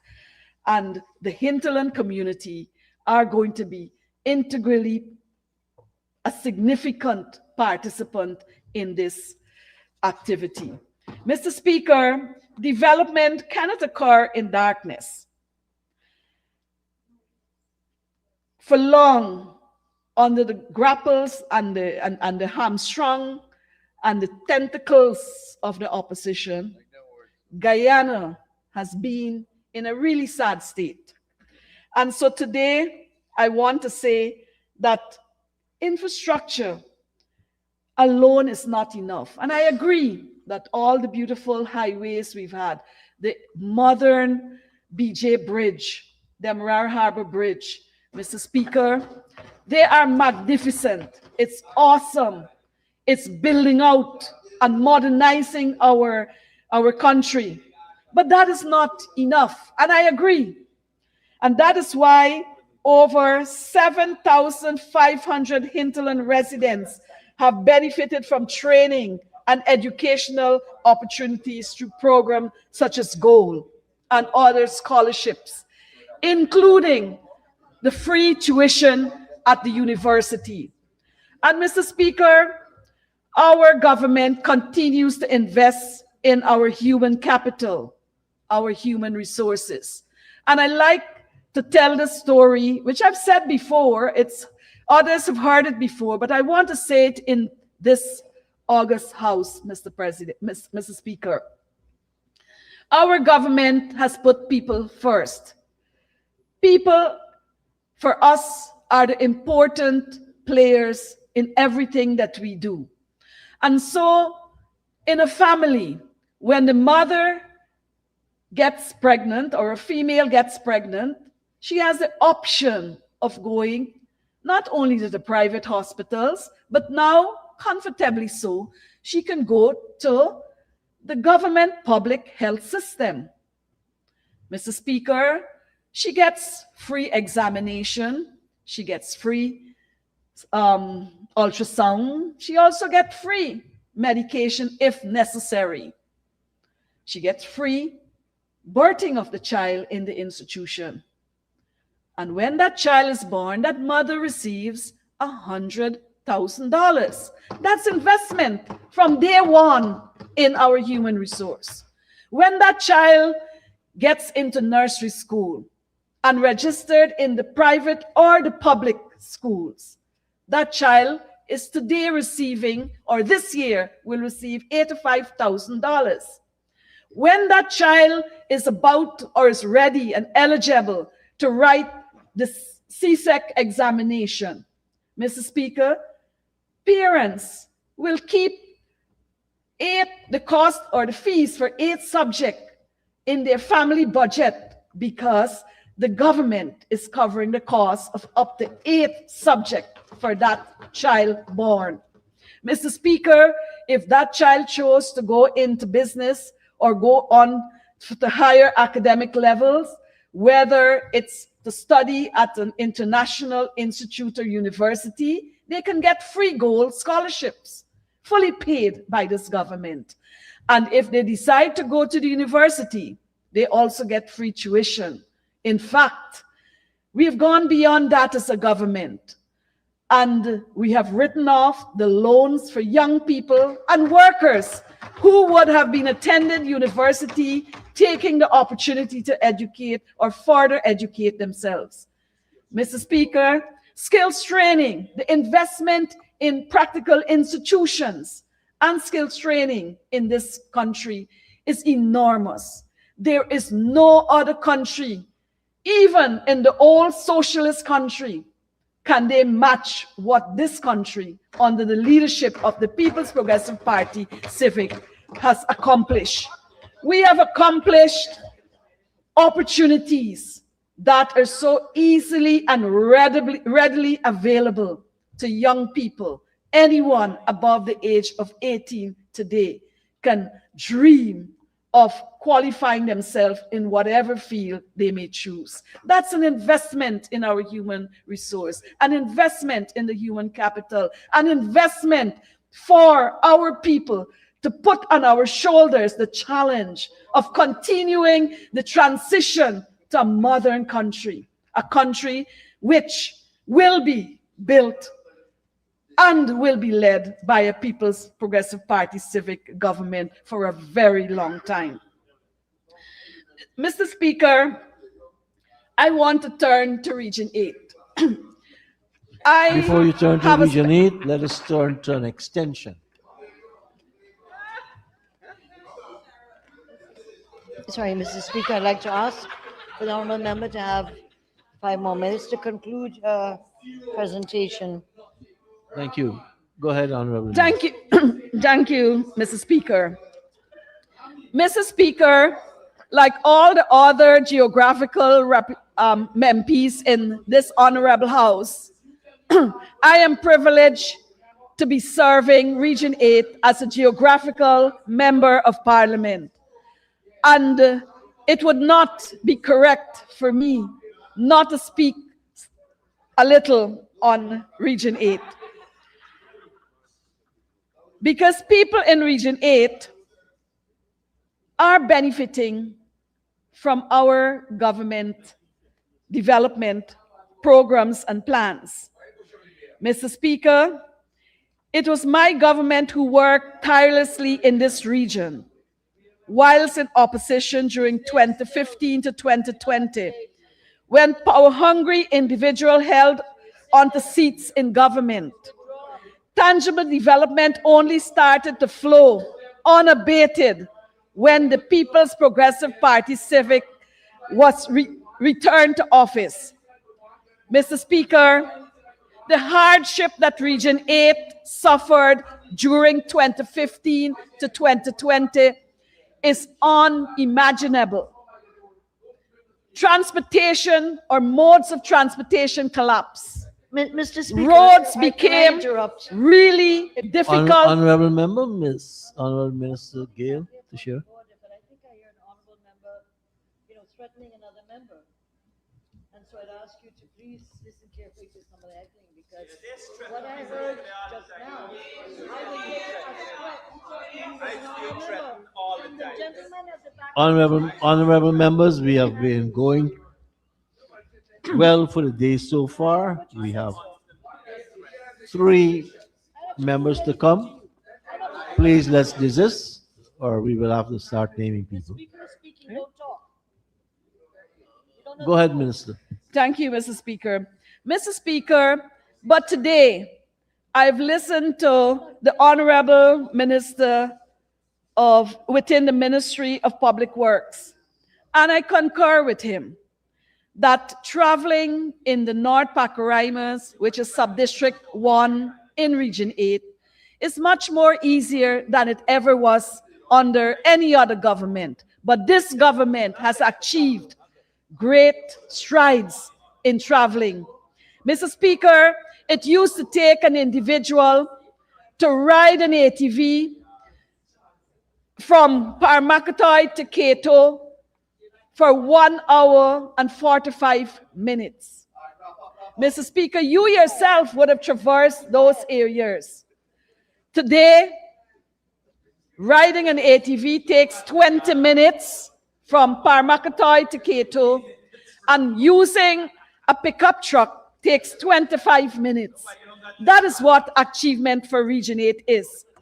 Mr. Speaker, we have just seen Monkey Mountain roads, internal roads being completed.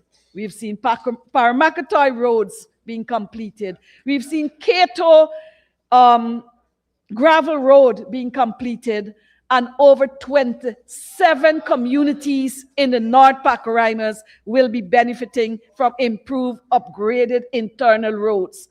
And not speaking only about internal roads, but we are also speaking about the connecting village-to-village roads. Those are being maintained both by villagers, funded by the public works, and contractors who have bigger equipment that are taking care of those long stretches. Mr. Speaker, I want to also applaud the government for ensuring that more than 90% of ICT hubs are established and operational. That is bringing internet connectivity to the most remote region of this country. And that's commendable, Mr. Speaker. Mr. Speaker, this year we would see a practical institution, a practical center, skill training center being established in the township of Madia.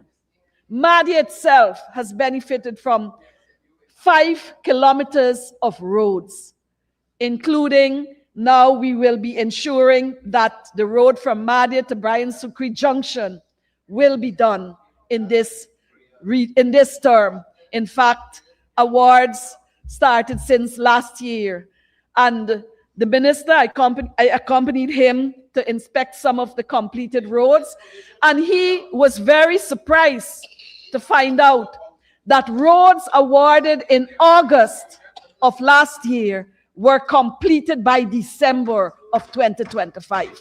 That is what work, efficient road work, and they're concrete roads. We're getting value for money. Mr. Speaker, I know my time is not long gone, it's about to expire, but I want to say that this budget is indeed a people's budget.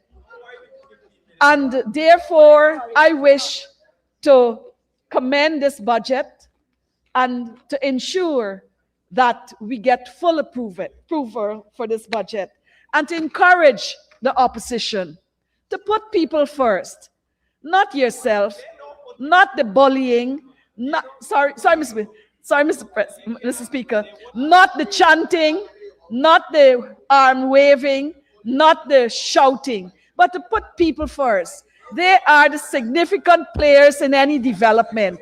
And so, like my colleagues on this side of the House, I wish also to support fully 100% the passage of the 2026 budget. Thank you very much, Honorable Minister. And now for the Honorable Member, Mr. Alistair Chard.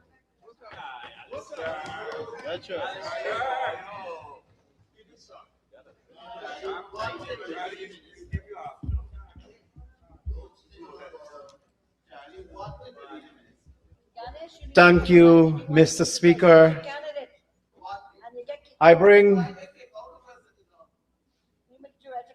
from my indigenous brothers and sisters of the Rupununi to this August House, Miaramang. From my indigenous brothers and sisters across Region 7, Arabunai. Mr. Speaker, I rise to make my contribution to the debate on the national budget of 2026 that was eloquently presented by the Honorable Senior Minister in the Office of the President with responsibility for finance, Dr. Ashley Kumar Singh. Allow me at the outset to commend the Honorable Minister and his hard-working team for the careful preparation and presentation of this budget under the theme, Putting the People First. Mr. Speaker, this budget encapsulates our government's vision for continued growth, inclusion, and transformation. Mr. Speaker, I have listened attentively to what I will describe as utterances emanating from the opposition side during this debate so far. Mr. Speaker, let me make one reference to the Speaker before the Honorable Sukai. Mr. Speaker, one word to describe that contribution: delusional. Delusional. Mr. Speaker, the Honorable Member boasts of the 5Bs program under the APNU AFC. And alluded to it as superior in comparison to the Because We Care cash grant. Mr. Speaker, 32 buses for 260,000 school children across the length and breadth of this country. Mr. Speaker, breakfast for 260,000 school children in our country. How could this be? How could the 5Bs be superior than the Because We Care cash grant? The PPPC implemented that Because We Care cash grant and was disbursed to every school child across the length and breadth of this country. The PPPC believes in inclusiveness, equal distribution, equity. Mr. Speaker, the Honorable Speaker, one word, as I said: delusional. Permit me, Mr. Speaker, to address the utterances of the Honorable Don Hastings. Mr. Speaker, the Honorable Member now awakes from her slumber with the taste of the wind and alluding to water as necessity and essential. Necessity and essential. While she sat on the APNU AFC from 2015 to 2020 and was a minister within the Ministry of Communities with responsible for water, and did nothing for the people of Region 7, and now come to this house and say water is a necessity and essential. Mr. Speaker, lest the Honorable Member forgot, because charity begins at home. And this Honorable Member is out of reach from her region, because water distribution, water supply is in Camarang, Warwata, Quebenang, Jawala, Kako, her very home village, Waramadong, Parima, and the list goes on. And this sends a clear message that the Honorable Member is out of touch. Electricity. The Honorable Member is electricity. But lest the Honorable Member knows that Camarang is earmarked for a solar farm under the Office of the Prime Minister. And all the solar panels that was distributed in 2024-2025. Mr. Speaker, as I said, charity begins at home. And the Honorable the Honorable Member came here to paint a glossy picture of no development taking place in Region 7, particularly in the Upper Mazaruni, where the Honorable Member lives. But let me make it clear this evening, Mr. Speaker, The PPPC government's intervention, total investment from 2020 to 25 amounts to a whopping $337.3 million. In Kako alone. In Kako alone. In Kako village alone. LCDS, $24 million in 2023, $24 million in 2024, and 2025, another $24 million, totaling to $72 million allotted to Kako in just 3 years. From the People's Progressive Party civic government. Of course, with a heart of love for the people of this country. Mr. Speaker, the supplemental budget, the $3 billion, Kako was allotted $11 million. Capital projects under the Ministry of Amerindian Affairs amounts to $34 million. $34 million under education, $123 million. So what the member came here to say was primarily to mislead the people into believing that the PPPC is not doing anything for the people in the hinterland regions in our country. Mr. Speaker, let me address the Honorable Dion LaCruz. The Honorable Minister alluded to indigenous people need better. And he is indigenous, thank God. Mr. Speaker,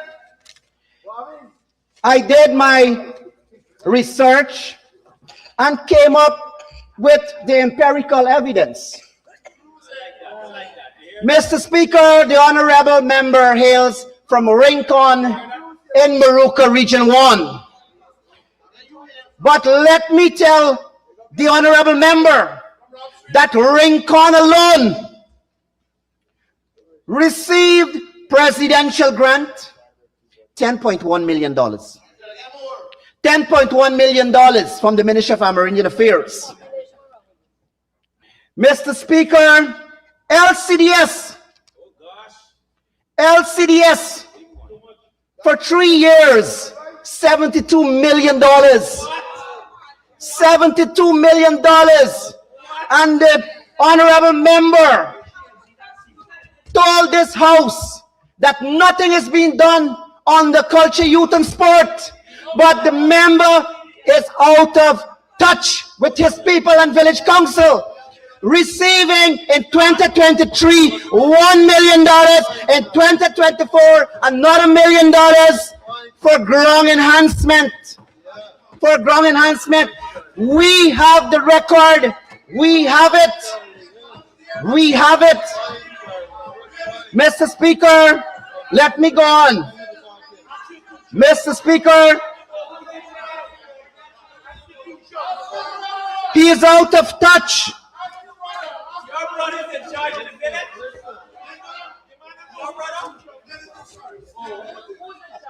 Mr. Speaker, the honorable member criticized the Low Carbon Development Strategy 2030 and alluded that the LCDS has declined the distribution under the allotment under the carbon credits. It has declined. But the honorable member doesn't understand. When you don't know, ask, and you will be told. Ask. Mr. Speaker, it's a fact. In 2023, the Amerindian villages benefited 15%. 15% in 2023 and 2024. an average of over 20% was allotted to all the Amerindian villages and communities across Guyana. Amerindian villages and community development councils. Mr. Speaker, the percentage tells a story here, but the other 80% can be found in the national budget, which goes back directly to the same villages. Understand the concept of the low carbon development strategy before you come here and talk. What must I say, Mr. Speaker? Mr. Speaker, the Honorable Member La Cruz told this House that indigenous people in his region are living in truly houses. But that Honorable Member is living far from the reality of Amerindian development. He is out of touch, he is out of reach, and doesn't seem to understand what is development and where the development is taking place. Mr. Speaker, housing development in Baramita, in Arakaka, Canal Bank, in Batero. Housing development is taking place there. In Batero, Canal Bank, Baramita, Arakaka. And also, Mr. Speaker, the $3 million housing assistance and subsidy went to every Amerindian village and community across this country. Mr. Speaker, the Honorable Andrews went to 1973. And I plan not to go 73. He went to the Honorable Member mentioned 1973 and 1978. Mr. Speaker, the Honorable Member had forgotten where Guyana was under his PNC. Where Guyana was. The Honorable Member forgot what the PPPC inherited in 1992. Honorable Member Charlie, you need to have an extension and to continue. Mr. Speaker,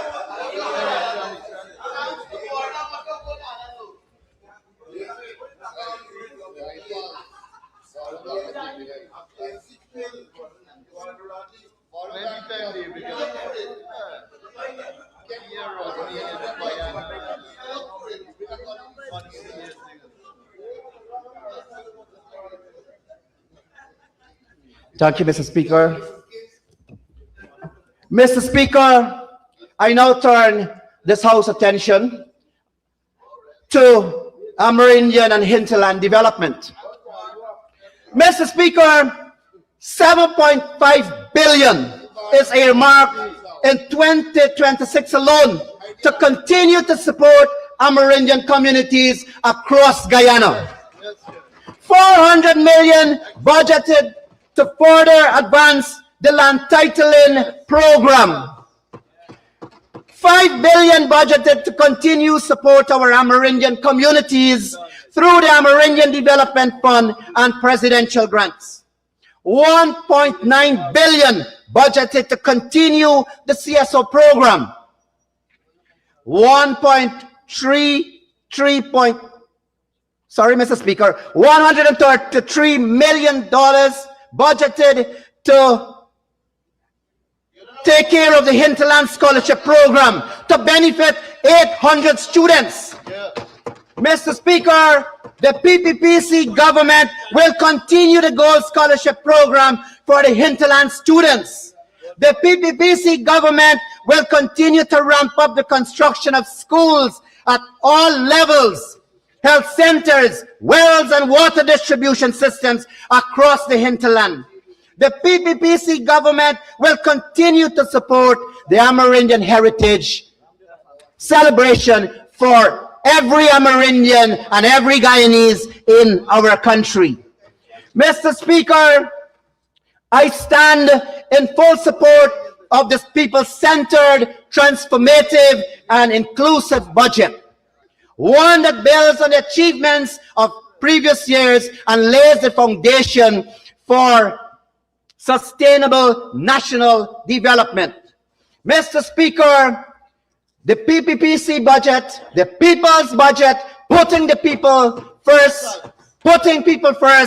stands at $1.558 trillion. A historic budget of our country. Mr. Speaker, I support Budget 2026 as a serious development intervention in the economic history of Guyana. And that is why I support and proudly support this budget as a legitimate indigenous representative defending my country's future.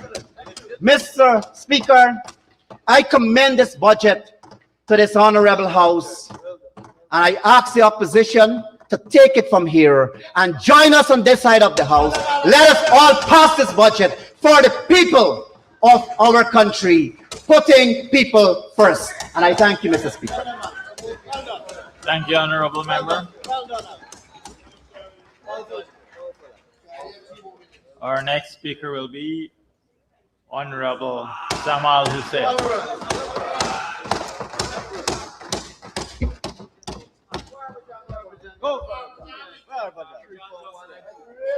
Mr. Speaker, honorable members of this House,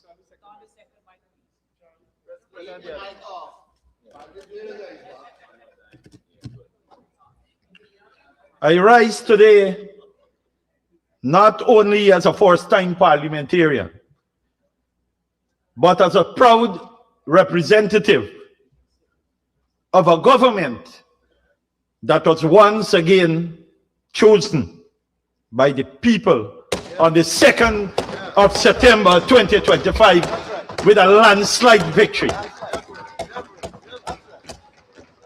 On that day, the people of the Cooperative Republic of Guyana renew their trust in the People's Progressive Party civic government, granting us a clear mandate to continue improving their lives and advancing our nation's development.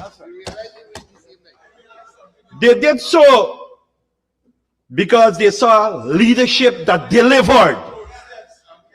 They witnessed His Excellency the President, Dr. Mohammed Irfan Ali, not merely govern over the past 5 years, but excel, meeting the challenges of our time with vision and results, and earning the confidence of the Guyanese people with distinction. With distinction. That is important.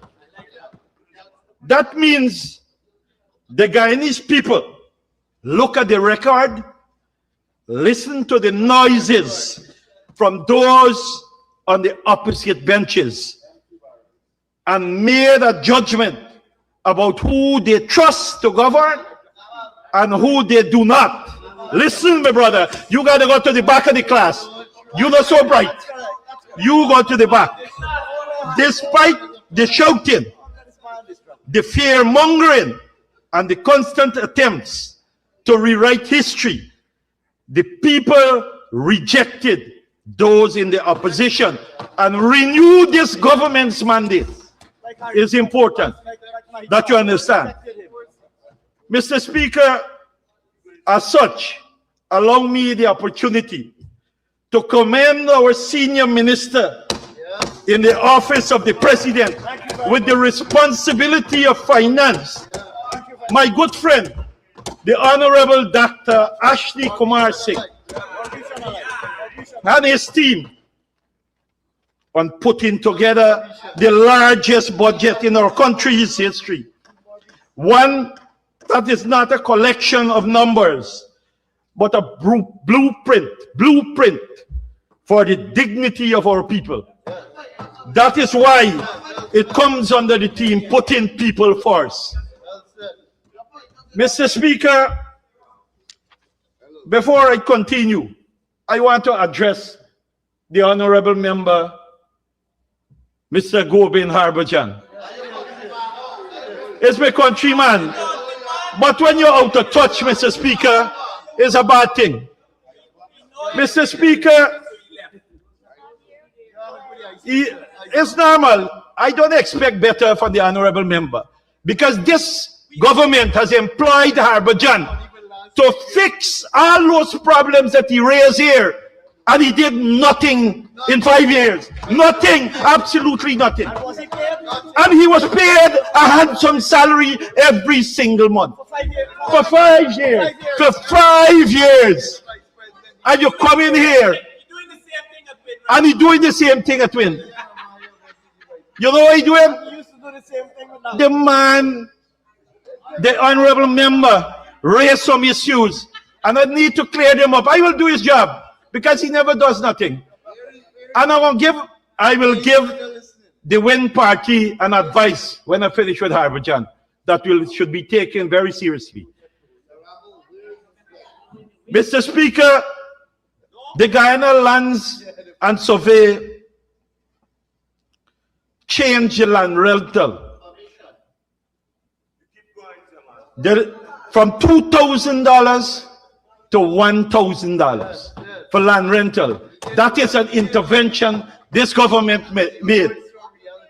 Mr. Speaker, 20,000 acres land at the 5274 Savannah was surveyed and is made available for cattle farmers in Barbies, right where Harbourjan live. But Harbourjan doesn't know that. Harbourjan never leave the perimeter of his yard except to go to walk his dogs. Mr. Speaker, I will tell you the other way how he leave his home in the next couple of minutes. Mr. Speaker, he spoke about agro-processing facility. In Blackbush Polder, there is an agro-processing facility that is operational. But Harbourjan, the Honorable Member, don't leave his home. It's only when his boss come, the Honorable Member of the opposition, and he collected him and to go out to take a drive. That is when Harbourjan actually sees people. The Honorable Member. Keyboard politician, Facebook politician, nothing else. Mr. Speaker,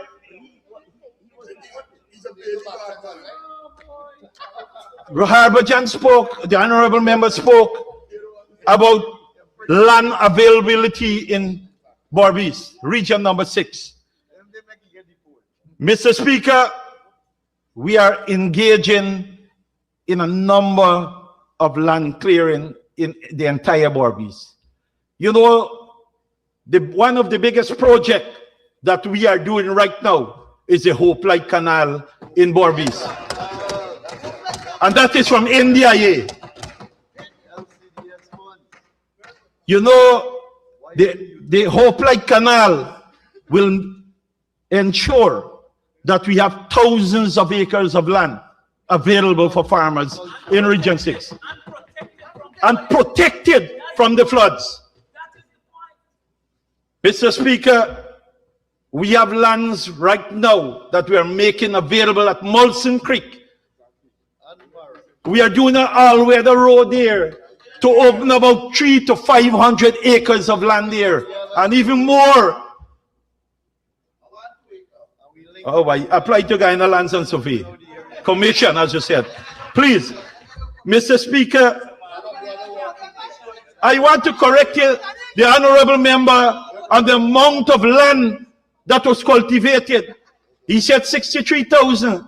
Mr. Speaker, it's 70,038 acres of land that is being cultivated in Berbice for rice. I understand the honorable member only can eat rice.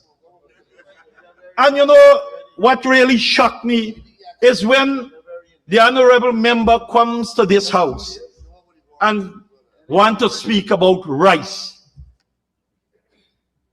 In the 2015-2020 period, the country didn't even know, or Berbice, Region 6, didn't even know we had an agriculture minister. The minister comes to Berbice 3 times. 3 times. And he reached farmers. Harper John bring him, the honorable member. You don't even know his name. I can't remember his name, but and the 3 meetings he had, in Berbice was at Nanbasad boardroom in AC, where only 15 farmers attend, and come to this house here to lecture about helping rice farmers. Shame. My apologies, Mr. Speaker. I want to continue and respond to him, Mr. Speaker. He spoke about rice and $300. Yeah, he spoke about $300 a bag for paddy that the Honorable Minister of Agriculture gave. Mr. Speaker, let me tell you this. We have been supporting rice farmers, not only the last crop when he said manure raise. We have been supporting rice farmers since we are in government from 1992 to 2015, when Abdu AFC made it a private business. And then we start to support rice farmer back from 2020 to present. Mr. Speaker, I also want to let you know that the Ministry of Agriculture is doing a tremendous job in Berbice. And I must commend the Minister of Agriculture, because thousands of people depend on agriculture in Berbice. And the support that we are giving to rice farmers, the honorable member come here and said fertilizer raised. What he didn't tell the House is that fertilizer was subsidized by this government, given to farmers $1 per acre. Plus we gonna make we own fertilizer soon. You might get it free, Honorable Member Manipal. We might get it free. So, Mr. Speaker, I want to say that I want to leave the advice with, when I ain't finished yet, I'm going to continue. Continue with me speak. So, I want to leave the advice with Win. One of the honorable member you don't trust is who change party on every occasion for their personal gains. And you know why? There, everybody who change, and I can tell you, the honorable member is not here, but he was a person who actually tell me personally about the Prime Minister at that time, the Honorable Nagamutu at that time, right? Good. I will give him the accolade, right? Never went in PNC by, if I do something wrong with me. Something really wrong with you, me. Mr. Speaker, there's one party I will advise nobody to join. PNC. That is a sinking ship. So, Mr. Speaker, I know the honorable member is not here, but I want to take the House through a journey to Region 6. And Mr. Speaker, let me mention this. I know the honorable member Govind Harbachan need a trip throughout Region 6. So we're going before the bridge. We started from the honorable member of the Jordan region. So when we go over the bridge, Mr. Speaker, you know what this government did? The honorable member Bishop can tell you. We made Barbies River Bridge toll free. Yeah, that's right. You know what that is doing to Barbishep? Every car that travel over that bridge, they give him a bill and they say take $1,900. That's correct. Yeah. Every minibus operator take $1,900. Every double cab pickup or SUV, $3,600. The business people with trucks, $5,800. That is the way how we were helping the residents of Region 6 and putting people first. Mr. Speaker, as we cross the Barbies River Bridge with disposable income, we get disposable income going into Barbies. You hear that? Govind is at the back of the class. He need to come to the front. Only if you get bright do. All right, good. So, Mr. Speaker, as we cross the bridge, if you want me to turn right, you want me to turn left, you want me to go straight ahead, I will go straight. Because, you know, Mr. Speaker, as we go into Palmyra, Mr. Speaker, there is a spanking new stadium. Spanking new stadium. World-class facility. World-class facility. You know, Mr. Speaker, I went there a couple of days back with the Honorable Minister Jacobs. And when you go into that stadium, it's a different feeling. And that is how you make people feel welcome and proud to be Guyanese. That's right. Yes. Because the feeling that you have there, spanking new multi-purpose stadium. Yes. Mr. Speaker, right next to that, I don't want to compare it with Durban Park. That will be shark to cheese. Careful.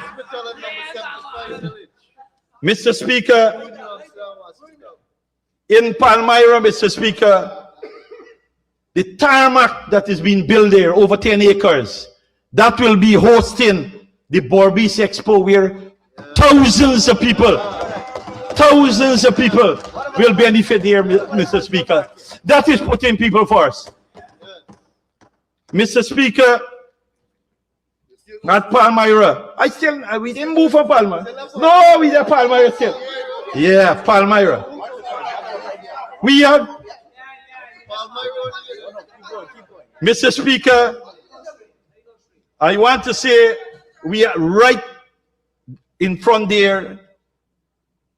Remember, we had to fix the monument site.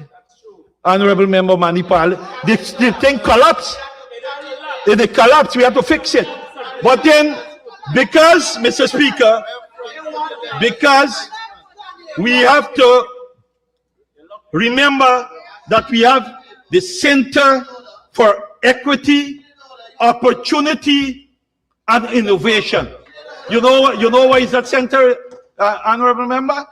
That is to cater for people with disability. That is when you put people first. That is when you put people first. Mr. Speaker, it is operational. We have 100 people working there, people with disability. That is what is important. Mr. Speaker, as we go down, we turn in right. We going Before down. you turn right, you're going to have to get an extension. Mr. Speaker, Mr. Speaker, the honorable member, according to my notes, started at 10:28. So he hasn't exhausted, as far as I know, his time. Thank you, Honorable Minister Teixeira. Beg your pardon? Can't hear, sorry. Honorable member, you have 5 minutes to come. Mr. Speaker, you know, the amount of development that is happening in Barbados, we can't even read it here for today, tomorrow, and the end of the budget speech. So let me go quickly. Mr. Speaker, every neighborhood Democratic Council in Region 6 has experienced notable improvement in the last 5 years, from upgrade internal roads to enhanced drainage network. And Mr. Speaker, every local authority area have a HIMAC, which is a small excavator. They have tractor and trailer. They have machine to collect garbage. Mr. Speaker, they have new buildings, some of them, and there's so much a thing happen at the NDC level. Mr. Speaker, I want to take you into New Amsterdam quickly, but before that, because I want to tell you what is happening in New Amsterdam, because Mr. Speaker, we had, in this last election, we had the largest amount of vote ever in New Amsterdam, even beating the base of the APNU AFC and win. Mr. Speaker, before we do that, okay, that's true. Yes. So, Mr. Speaker, we have the East Kanji Public Road, or the main road, right now doing. The Ministry of Public Works have persons working there. 4-lane highway. 4-lane going to the new municipal airport at Rosal Kanji. New municipal airport at Rosal Kanji. That will improve so much commerce, tourism, etc. Mr. Speaker, in New Amsterdam, we have transformed New Amsterdam. And I want to tell you one part of New Amsterdam. When we went in to Angais Avenue in 1999, the then president, the Honorable Dr. Barra Jagdeo, went in with long boots. Mr. Speaker, now the Honorable Opposition Leader can drive his Lamborghini through Angais Avenue. Through Angais Avenue. You know the reason why? We have transformed the entire Angais Avenue with concrete roads. We have made tracks. Mr. Speaker, we put in lights at Angais Avenue at the community ground. We have transformed an area named Tannery. My good friend, the Honorable Dr. Ashti Singh, and me went there. The people was wearing long boots going in. The town council that is being led by the Honorable Member of the APNU, Manipal, can ask his colleague to ease the people. Because you know why? They don't want to give them title. No title for the land. They take the people money. They take the people money, Mr. Speaker. And you know what they do? They deny them their title. But beside that, we transform Tannery, we put in roads, we put in electricity, we put in water, we give them solar panel in front. That is what we are doing in New Amsterdam. You had the chance, you didn't do it. There's a problem. And the people voted you out. I'm so disappointed that you had the chance and you didn't do it. Mr. Speaker, that when we go to the East Bank Barbies, massive transformation. Massive transformation. Electricity from Lightong to through Mara to Germania. That is for the first time ever. Mr. Speaker, Terence trying to show me, honorable member, that we should wrap up. But let me say this. Let me say this. You know what we are doing with farmers in the East Bank Barbies? And that is replicated right across Region 6. We are assisting farmers through the president's commitment to clear 5 acres of land for each farmers in the East Bank Barbies to do farming. And that was committed by His Excellency the President, Dr. Mohamed Irfan. Mr. Speaker, we have to swing back quickly. So we will use the Lamborghini to go up. You'll be faster. Mr. Speaker, as we go up, Mr. Speaker, I forgot to mention we have 3 mega solar farm. 3 megawatt solar farm. One at Prospect in Palmyra and one at Hampshire. We forgot to mention that. Mr. Speaker, if you go into Port Morant, I didn't even reach Blackbush Polar, where people go in and, you know, politicizing that they're doing everything for Blackbush. We put a brand new pump at Lesby Holland. Plus we get one completing very shortly at the back of Blackbush Polar, the Kanju Creek, that will irrigate the entire Blackbush Polar. That is what we're doing for farmers. Mr. Speaker, it's finished. It's finished. So I'm going to take your trip, must come on Barbies. I'm going to carry you with the boat there. Mr. Speaker, that is true. Mr. Speaker, true. True. You can't get support now in Amsterdam. That is the problem. And that was the only support base. So, Mr. Speaker, let me say that this budget is indeed a people's budget.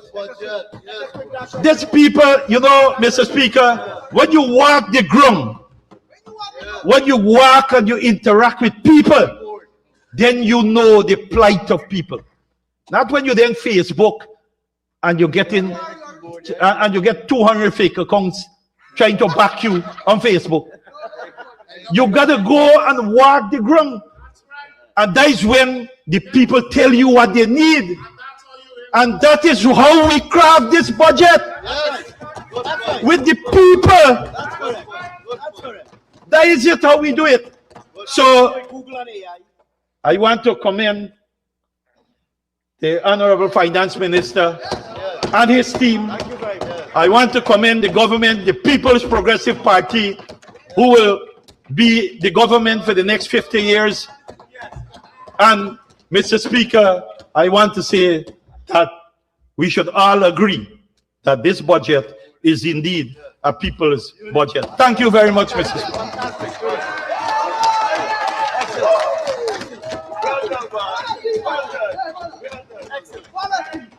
Thank you very much, Honorable Member. I now invite the Honorable Member, Ms. Sonia Lachman, to close off this session of Budget 2026 presentation.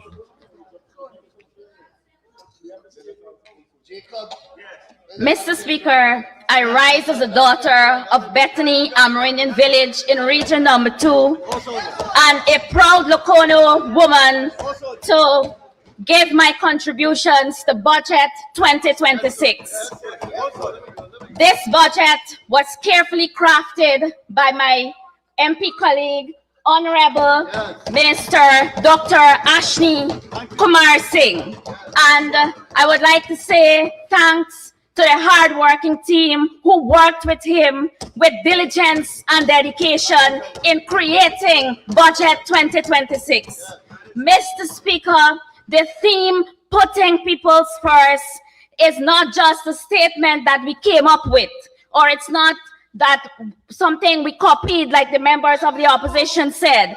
It is a commitment by the People's Progressive Party to the people of Guyana. This budget is not just numbers on papers. It is one that put peoples before politics and communities before convenience, and rightly so. Since it is the largest budget in Guyana's history, 1.55 trillion, Guyana's largest budget, and may I remind this House, with no new additional taxes. This is the focus of the People's Progressive Party. This is the vision that we have for the people of Guyana. Mr. Speaker, over the last 5 years, we have seen substantial and massive transformation in all sectors, in all administrative regions of Guyana. Mr. Speaker, this development reaches from the hinterland to the riverine communities, the interior savanna, the low coastal plain. This development reaches every single Guyanese, and Budget 2026 will continue to deliver to the Guyanese population. Mr. Speaker, Budget 2026 is a reflection of our shared priorities and our dedication as a party to budgetary prudence. The People's Progressive Party stands to creating a robust and inclusive and a forward-thinking economy. Mr. Speaker, the honorable members of the opposition does not understand what this means. Win criticizes but has no track record. APNU promises but has a record of failure.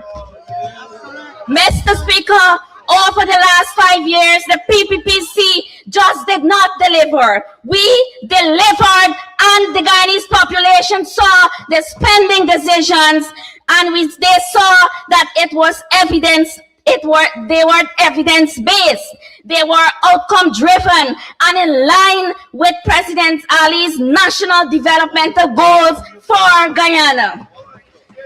Mr. Speaker, this budget demonstrates a balanced approach to public finance, emphasizing effective resource allocation, microeconomic stability, and fortifying the groundwork for sustained expansion in every region of Guyana. Mr. Speaker, this budget stands for the people of Guyana. Mr. Speaker, this budget clearly shows that Guyana is built. This budget clearly shows that Guyana's future is built with the people, for the people, and around the people. Budget 2026 talks about this. Mr. Speaker, allocating $7.5 billion towards Amerindian development demonstrates the government's explicit and intentional dedication to inclusive national development. In the last 5 years, Mr. Speaker, hinterland and Amerindian communities have witnessed significant and unparalleled developments due to intentional government policies, one that was crafted by our Vice President, Dr. Bharat Jagdeo, the LCDS. Amerindian villages, satellites, and CDCs have benefited tremendously from this great initiative. And I am going to speak about my village, Bethany, since I am a Tujao. We have benefited over the last 3 years, Honorable Member Dion La Cruz.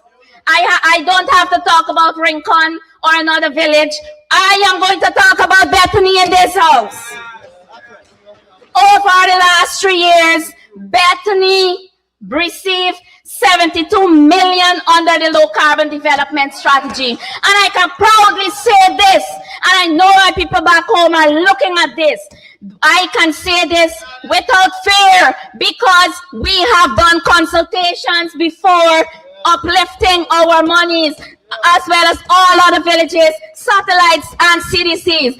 So when the honorable member come to this house questioning where is the money? Where is the money? Go and ask your village council, not the government. Mr. Speaker, presidential grant, we have benefited 10.3 million in 2020, between 2020 to 2025. And our capital project, Bethany, benefited from $36.5 million, all for development for my village. And just as Bethany benefited, all 253 Amerindian villages, satellites, and CDCs, we have all benefited. Mr. Speaker, as I continue, Budget 2026 shows the People's Progressive Party (CPP) understands the specific problems that Amerindians confronts, and we respond with targeted investments that will make living better, create opportunities, and make communities stronger. The ongoing emphasis on Amerindian and hinterland development in specific areas in our sectorial plans are commendable, and I know you have all listened to it when my other MP colleagues from this side of the house brought it up. Roads, the continuation and the continuous allocation of resources for essential infrastructure in remote areas. I'm speaking about roads, Mr. Speaker. With the 2026 budget, we will be linking Oriala to Separuta and Oriala to Kwakwani. Isn't this putting people's first? Mr. Speaker, let's not forget what we did in the last 5 years. Just to name a few, we have Bethany, road construction, first phase finish, Paramakatoy, of which my MP colleague, Minister Pauline, mentioned a few moments ago, Monkey Mountain, Santa Rosa, Port Kaituma, Waramuri, Aishalton, Coldarno, just to name a few. Mr. Speaker, the 29 bridges that we'll be building that stretches from Region 9 in Karasabay to Region 8, tell me, members of the opposition, isn't this putting people's first? Isn't this putting people's first? Mr. Speaker, with the 2026 budget, the PPPC government will continue our investment in airstrips across the hinterland regions, and this will help our brothers and sisters with connectivity. Which will reduce transportation costs and expand economic opportunities in the hinterland. Mr. Speaker, let me turn my attention to ICT hubs. Putting the people's first is evident in Amerindian villages, satellites, and CDCs, where we have completed and connected to Wi-Fi over 171 ICT hubs across Guyana. Mr. Speaker, we have trained 2,489 Amerindian youths from regions 1, 2, 3, 4, 5, and 6. And currently, we are training youths in regions 7, 8, and 9. Mr. Speaker, as I present to you here tonight, we are putting people's first by building ICT hubs in Kamana, Kopinang, Maikwak, Ansawar, Sandhill, Waipa, Kaibarapai, Karisparu, and currently we are constructing ICT hub in Arrow in Region 7, putting people's first. Mr. Speaker, let me turn my attention to Amerindian land titling. The honorable member, Dion La Cruz, from the opposition, mentioned about land rights a few hours ago. But does he fully understand that Amerindians are the second largest land rights owner after the state? Mr. Speaker, from 2020 to 2025, the PPPC has issued 8 absolute grants. 15 villages have been demarcated and COTs being issued.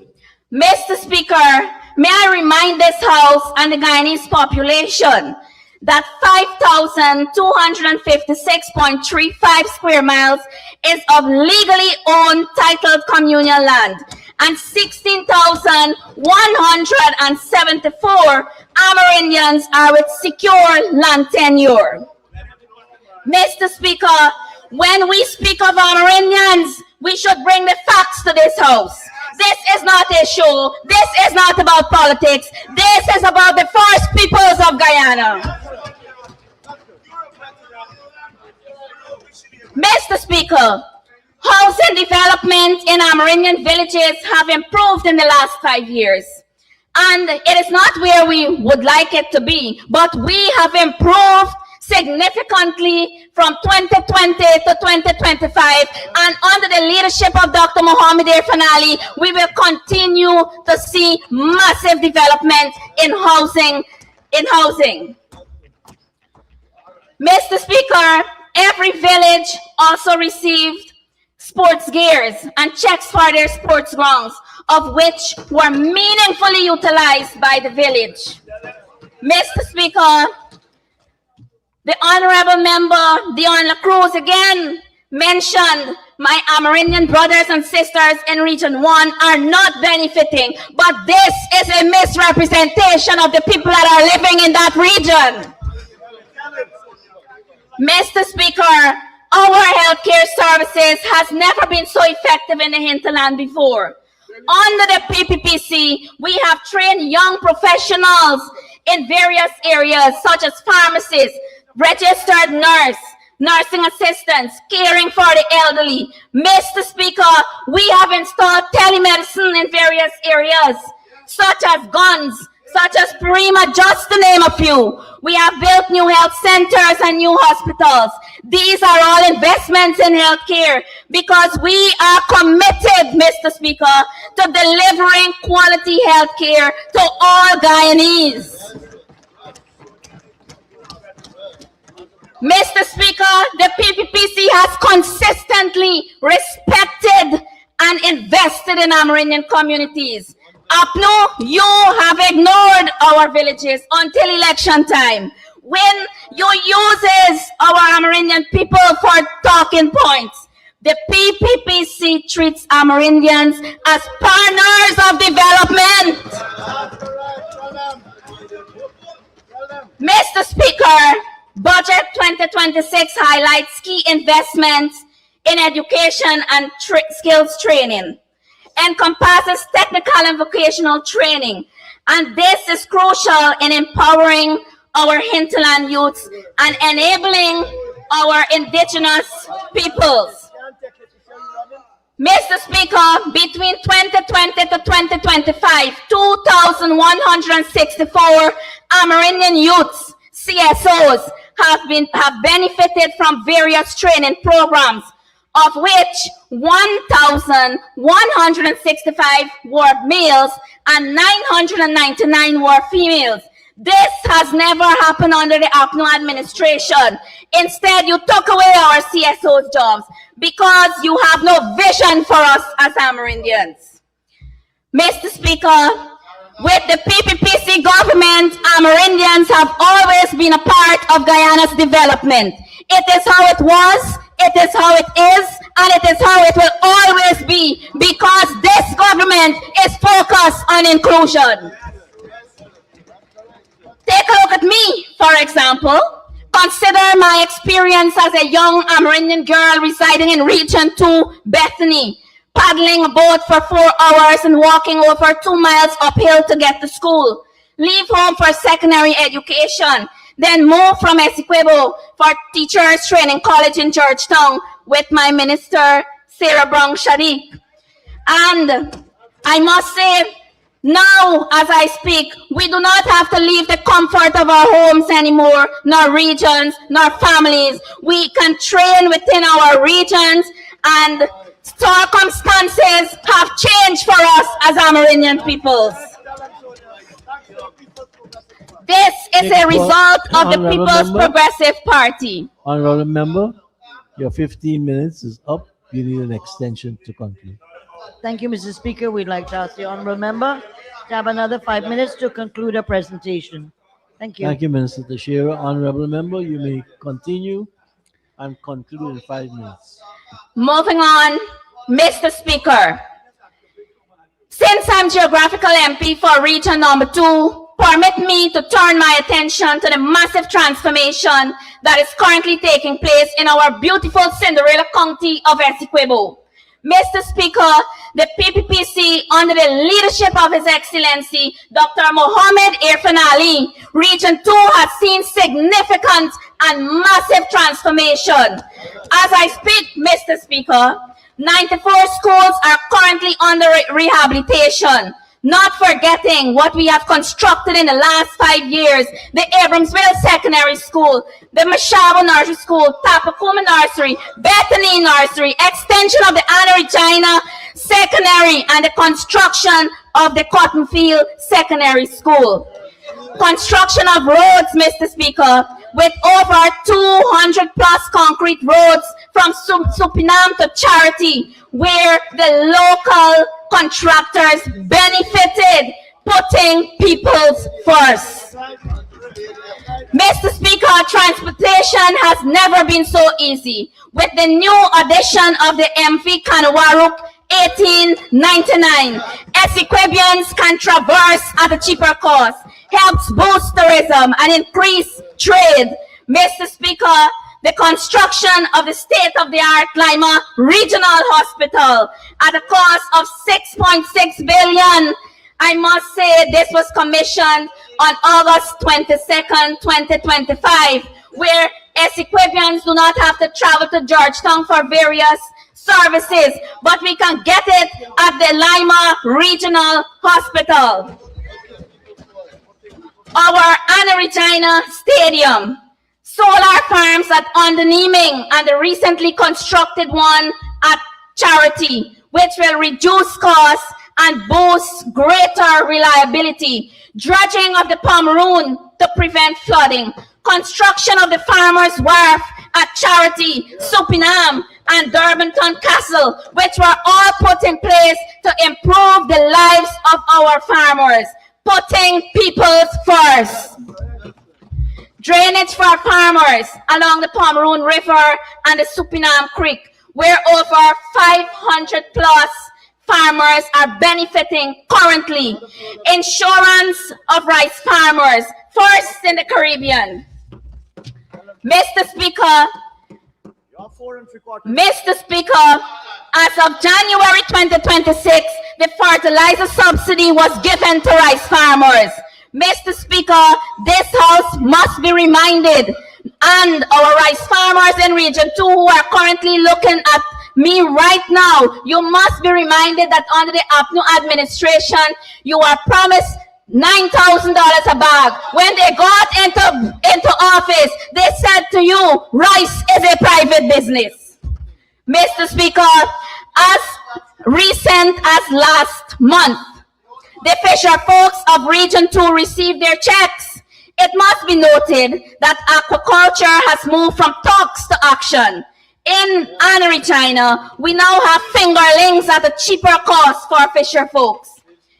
Cage culture. Amerindian villages in Region number 2 have benefited from the Tambaki project. Mainstay, Kapui, Bethany, Mashabo, all of which brings in revenue into the local village economies, putting people first. Mr. Speaker, the people of Region 2 will continue to see major developments in all sectors. Budget 2026 we will get our 4-lane road, more housing development, more roads, more housing scheme, the storage for farmers. Mr. Speaker, under the PPPC, we have seen tangible measurable developments across all sectors in Region 2. Mr. Speaker, compare this with the APNU administration when Region 2 was not largely neglected. Capital projects stalled, farmers were left vulnerable to floods, and youths were unemployed with no support. As for WIN, Mr. Speaker, while they speak loudly and boastfully, they offer no tested record, no clear financial plan, and no proven ability to deliver the scale Region 2 requires, much less to deliver the scale an entire country requires. Region 2 cannot be developed on rhetoric alone, nor can Guyana develop on rhetoric alone. It needs experience, it needs capacity, and it needs results. And the People's Progressive Party have proven this to us from time and time again. In conclusion, Mr. Speaker, WIN talks like they are the experts, but they have never run a government, not one budget, not one ministry, not one major project. Mr. Speaker, I therefore conclude by saying that I fully support Budget 2026 since it is one that speaks of putting peoples first. And that is what is needed by the Guyanese population. I thank you.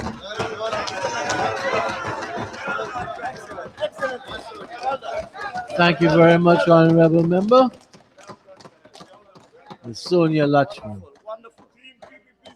Honorable members, this is a good time to take the suspension. We will resume at 2 p.m. February 4th.